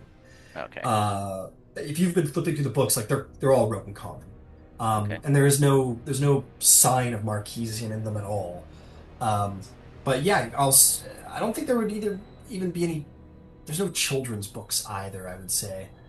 Okay. Um, I know I have a bookshelf in the scene. No book? In fact, I think you know what? I'm gonna have to take these away just because, given the time period, like books were not easily accessible to the commoner. It was a much longer time ago. Fair enough. But you could take a child's toy if you want it. Yeah, I'll take a toy. Okay. What do you tell me? What toy do you pick up? Uh, God, trying to think of the time period and the amount of money that they had. So it's probably something that was like whittled because like they have that little rocking horse. Um, I assume that's not something that's super easy for them not to afford, so they probably made it themselves. not probably made themselves, and not terribly portable either. But maybe you look on the ground and you find like a toy horse, like a Yeah, like a little little like car. a wooden toy horse that's like got like a string on it, and when you pull it, its legs move and it just kind of rolls along the Yeah, ground. yeah, absolutely. It will of course also be ruidium covered. Okay. Do you wear gloves? No. Uh, you, my friend, pick it up, and the ruidium immediately sort of webs around your hand, uh, and you are going to take a point of exhaustion, and Okay. your hand is going to begin to immediately rash as you take your first point of ruidium corruption. Ow. I'll huck it into my bag of holding. Okay, and so you do. You may add Alexian's toy horse to your inventory. Adorable. So, okay, so prior, you were first out the door. I need to go get Jamil. And the rest of you were kind of standing by the toys. Let's say Jamil's in the room around here. Why not? Um, uh, go away, you little fishies. Seriously, go away, little fishies.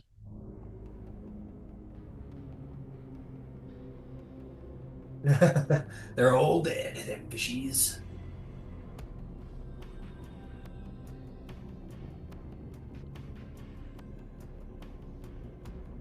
Okay. Okay, folks. Who rolled a 20 or above? I did. So did I Gidget. got a nice. Hell yeah. Go team. Who would like to go first? I got a Uh, 24. that would be prior because I got a 22. Fair enough. Fair enough. Okay, so Pryor's up first, quite fittingly, first out the door. who rolled a 15 or above. Okay, what'd you get, Krillus? 11. Seeker? Muted. 5. 5. Dang it. Ah. Dang it, Bobby. With advantage. Okay. Advantage. All right, Prior, you step out in a very priestly-like. Dad's on the ground, having just gotten Walloped. punched. Yeah, getting walloped to the ground. These two guys look focused on Mom and Dad over here, but these four guys have definitely turned to confront you as you exit the house, all of them leering with red eyes. What do you do?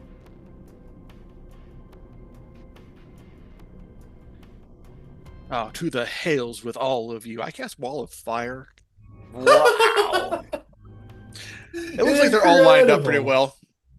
How would you like that wall of fire, sir? Would you? It's a 60-foot line or a circle? You want a line or a circle? Line.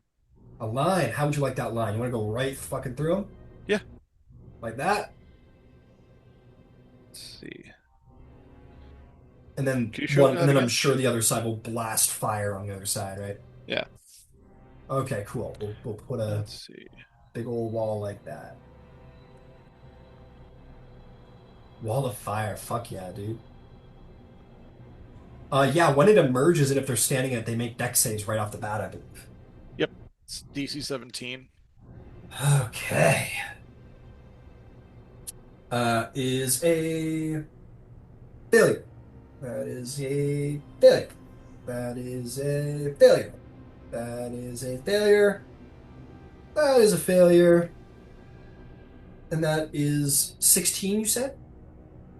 17. 17. One succeeds. Only this guy back here will say succeeds. Go ahead and roll damage. I feel very disappointed in the damage roll. It's an 18. 18. Hey, man. Add that all up. That's a decent distribution. Oh, yes. Hitting all of them for 18 damage is pretty nice. That is very nice. It also makes a distinct line. If you want to come forward, you're going to have to deal with it. You're gonna have to jump through that damage, and you're not dodging it.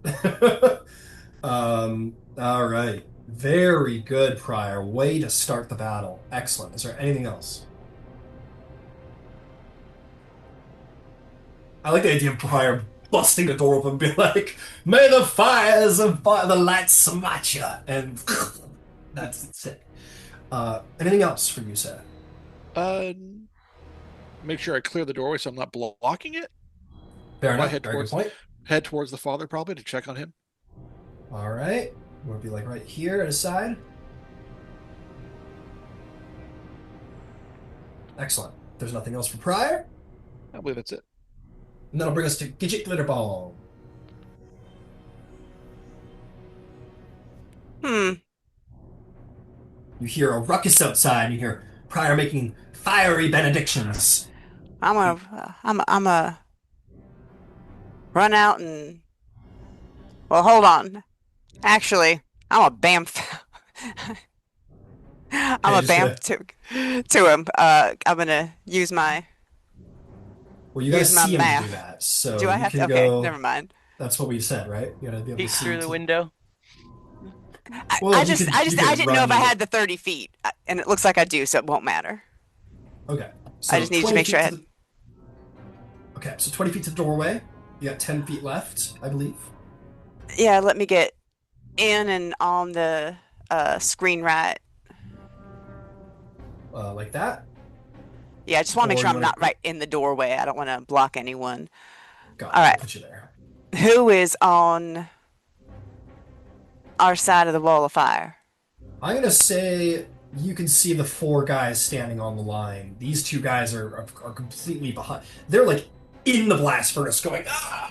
So you can see those four guys. These two guys are obscure. Alrighty. Well, let us see.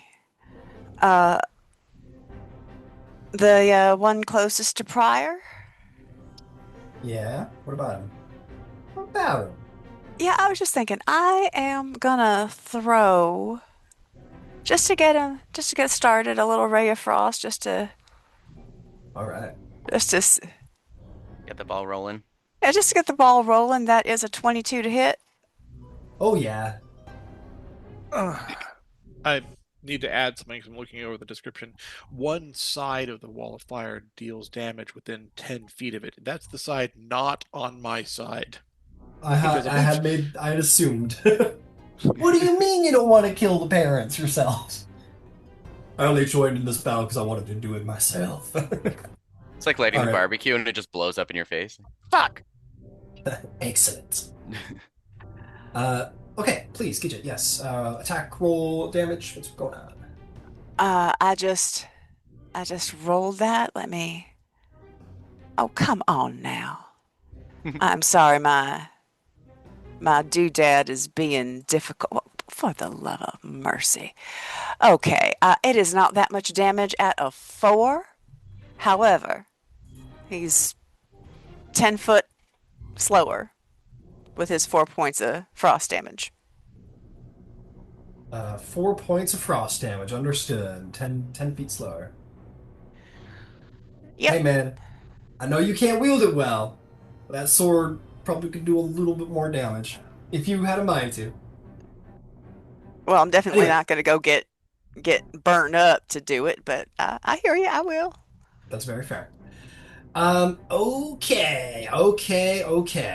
Well done, Gidget. That will bring us to Jamil's turn, who is fast as fuck, boy. Horses? Who needs them?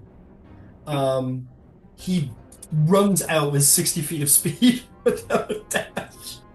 Fucking monks. And he is going to skid to a stop outside, and I think he's just gonna do his usual brain burn to start. So make Yeah. some con saves for 2 creatures that he can see, who will fail the brain burn and take an unholy amount of damage.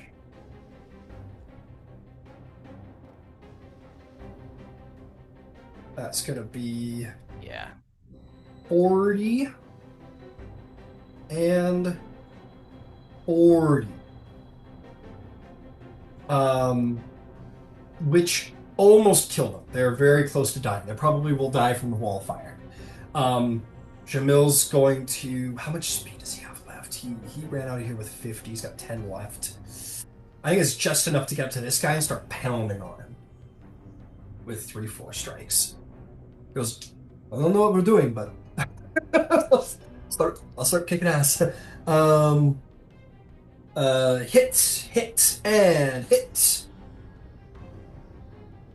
It's gonna be 1, 2, 3, 4, 5, 6. So we got 6, 12, 18 plus. Okay, 18 becomes 45, becomes 50, fucking 55 points of damage.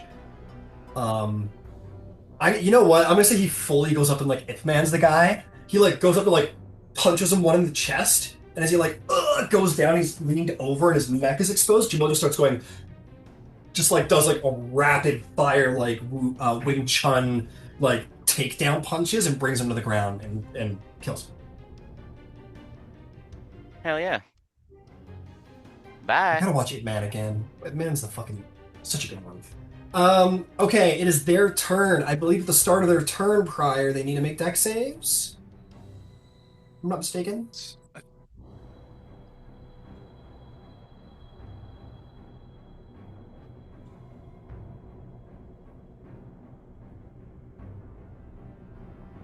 want to make sure it's on the start or the end.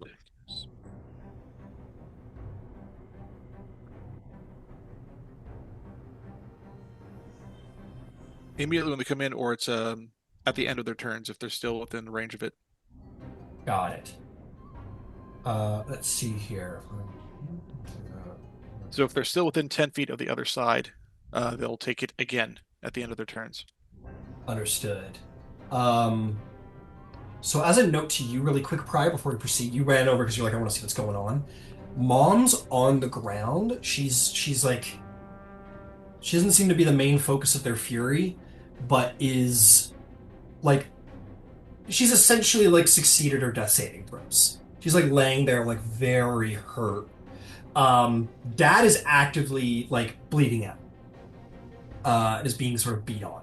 Like he's got really bad wounds. It very much looks like Dad tried to defend Mom, and Mom got hurt, or Mom got hurt, and then Dad rushed out. Now Dad's the main focus of Fury. Anyway, I'm gonna say these guys just fail their deck saves because they got to go through the fire if they want to get to you guys. You hear them calling out. They go, "You have brought this ruin on us!" Someone says, "Monsters birth monsters!" And they run through the fire. One of them's down. This guy's gonna.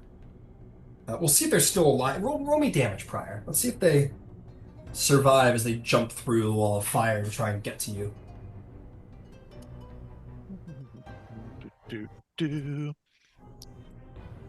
22. Oi, oi, oi. This guy jumps through the fire and dies from fire burns. Severe fire burns. Yeah, man, wall of fire, dude. This is the second wall of fire this week that's been clutch as hell. That guy dies as he jumps through the wall of fire. I finally get out of the water. Yeah. That guy takes. You said. Sorry. You said 22 damage? 22. Great. Yeah, this guy comes out of the fire. You're right there defending Dad, so he's going to attack you instead.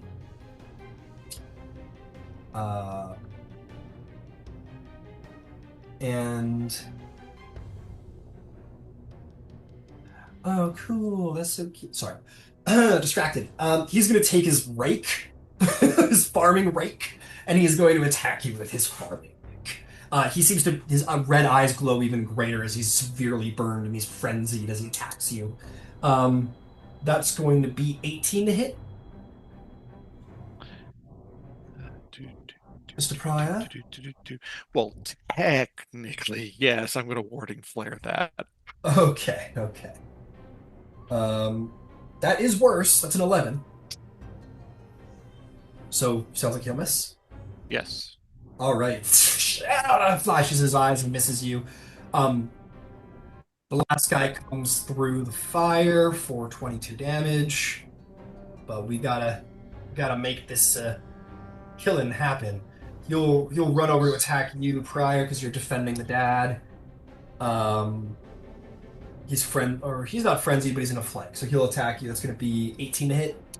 That hits. All right, with his pitchfork, he's gonna get you for a whopping 11 damage. And this last guy's gonna run through the fire. He's gonna take 22 damage. And he is going to run over to you, Gidget, and attack you. That is going to be 15 to hit. No hit. He tries to get you with like his farming scythe and swings it at you. Says, "No good ever came from sheltering a child of Ruinous." And that will bring us to Coryllis' turn. Coryllis, what do you do? I want to get out there and start blasting, but I have 5 foot less movement right now, so. All right, so you're gonna be right in the doorway at the end, or you could stand back and give Seeker some room because you can see a guy clearly through the doorway if you want to shoot. That'll do. Yeah. All right, 15 feet, and you can see that guy nice and clear if you want him. Kaplow. Go for it. Kaplow. Yeah. That's a great sound. Sorcerer's Burst. Since we're not underwater, I'll do lightning damage. 21 to hit. Oh yeah.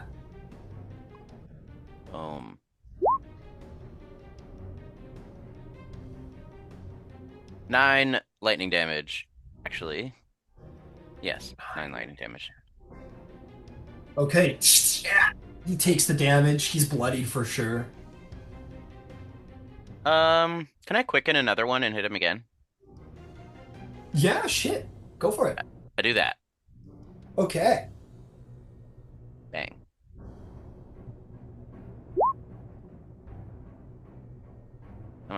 27. 27. That one. Oh my god. 4 lightning damage.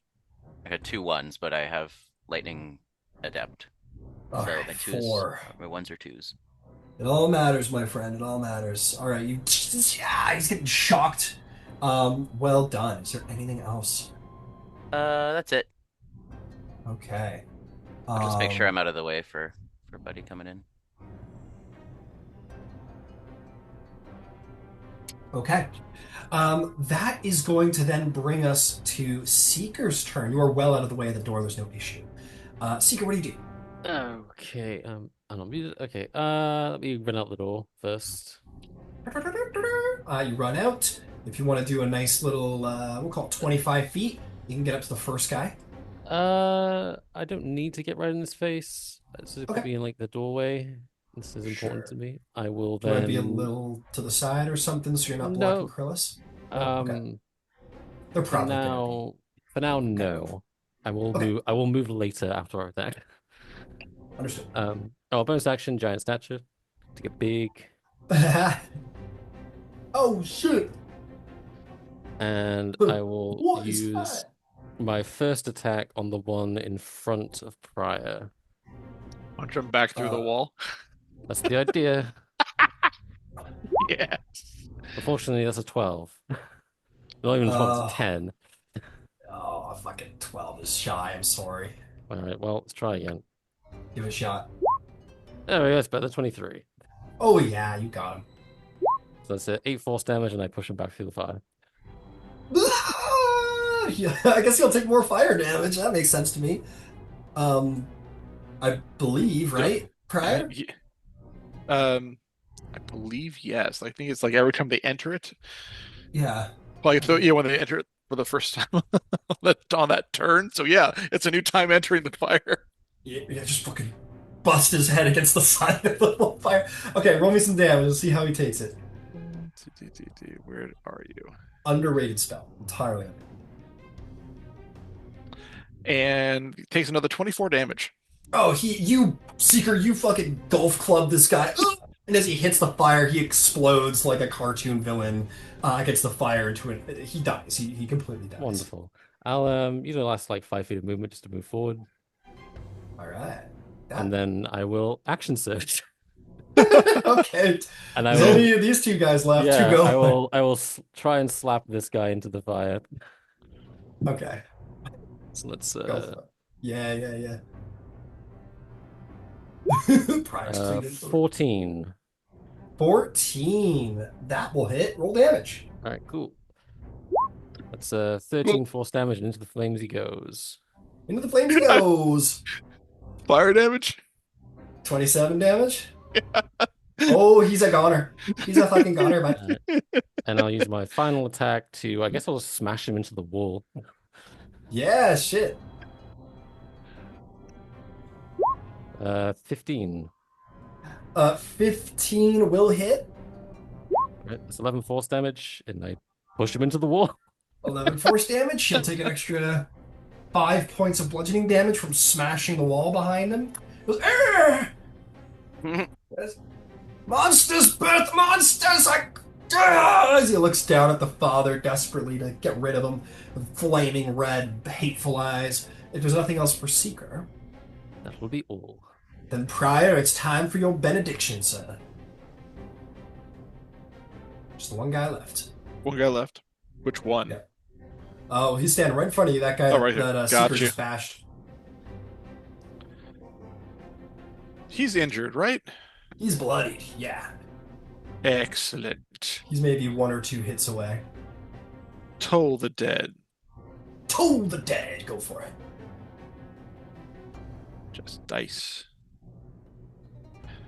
For whom the bell tolls, it tolls for you. What's a wisdom save? 17.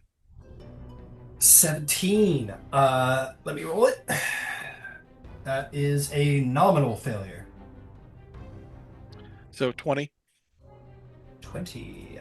Oh shit, Briar, that's exactly what you needed. How do you slay this last guy with your Toll the Dead?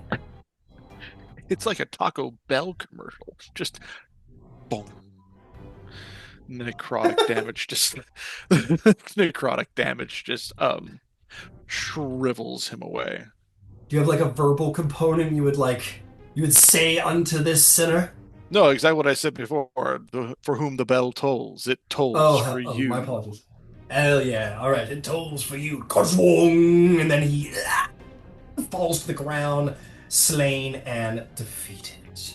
Well done. With that, the battle is over. The Oh yeah. adversaries have been slain. Um, the father stands up. Um, with all of them slain, he just kind of looks at you very briefly with a nod, but immediately turns to his wife and kind of like picks her up in his arms, though it's a great strain for him to do so because he's very very hurt, but he does so to like, or at least cradles his wife, and he looks um past you all and says, "Get back inside, Alex. Everything is all right. They just don't understand." And you look back to the door and you see a little tan-skinned toddler Aw. standing at the door looking at the scene like glassy-eyed. Um,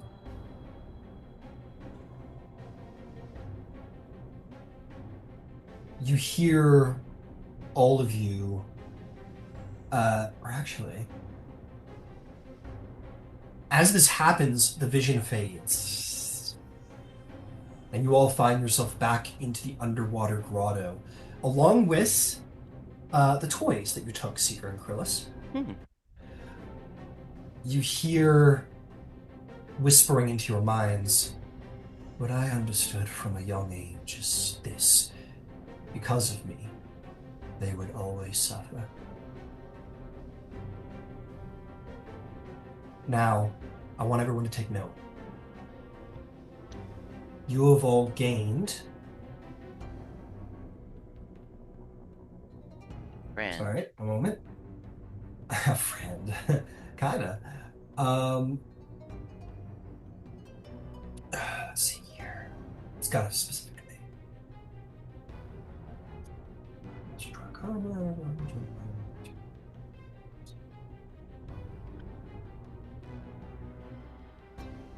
God damn, there's so much text. Sorry, guys. Um, That's okay. franchise, or is it?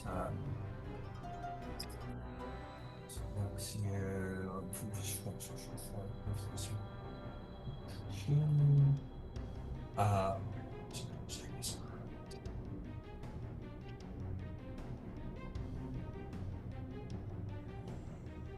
where'd it go?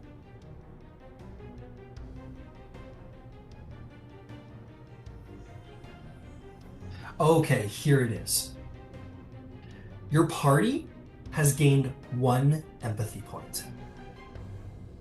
You guys have changed the course of one of his memories, the memory of his father's death. And with that, you have granted the Apothian some level of catharsis. And thus, and thus you've gained this empathy point. Now, how this point can be spent, it can be used to grant advantage to a persuasion check to help improve Alexian's emotional state when you speak to him with supportive words. This cannot be used just yet. I will tell you when it will become relevant. But note that down. Your party has 1 empathy point with the Apothian. One that we share, or each of us have one? The party shares. Got it. Yeah. They cannot be used yet, but they will become important eventually. Keep track of this tally. It will be important. And with that, as you return to the grotto and you have, in his memory, saved his father's life, which is not how things went truly and historically, we will end the session there. Well done, everybody. Ah, that was fun. There's nothing like ping-ponging between life and death, you know? That was wild. was like in that Something like thing's a mouth dying, and I'm like, oh fucking no. let me die, fuck. I also realized, like, once I came back the second time, that the amulet, no action required, I can get out of like restrained and grapple. Oops. So I didn't need to blast out of its mouth like a lightning fart. Yeah, you could have shimmied out of that guy's throat. Yeah. Well, I didn't. Well, I did. There's It a lot of was stuff on that magic item, okay? There's a it lot was going a on good though. storytelling. It was good storytelling, right? Yeah, thanks, I thought you right? got out far more creatively. Thank Yeah. you. Far more creative ways to get free of that. I'm not trying Oh, to be yeah. stubborn and not use the weapon. It's Oh, just there's a big old difference between a +2 to hit with the fancy sword and then the or like actually if it's I think it's a finesse weapon. it is, yeah, yeah. No, So but it would actually be like a +4, but it's like a +4 versus a +10 for a cantrip. yeah, Yeah. absolutely. No, I'm just don't. There's no apology me. I'm specifically being an obscure influence, It is, trying to be however, helpful. a really like I didn't even bother to put it in my thing. I'm just like, okay, let's say I'm attuned to it. I just needed to, not get crushed, but it's a it's a Got stuff. snazzy weapon.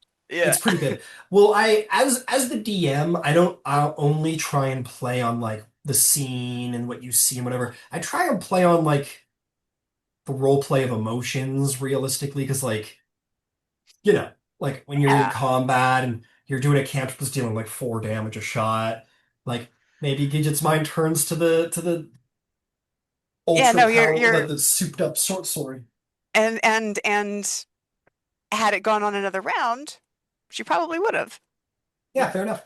Yeah, I try and play on like natural impulses as well in my Yeah. narrations, whether they're beneficial or not. Hell yeah. Okay, cool. I'm loving this.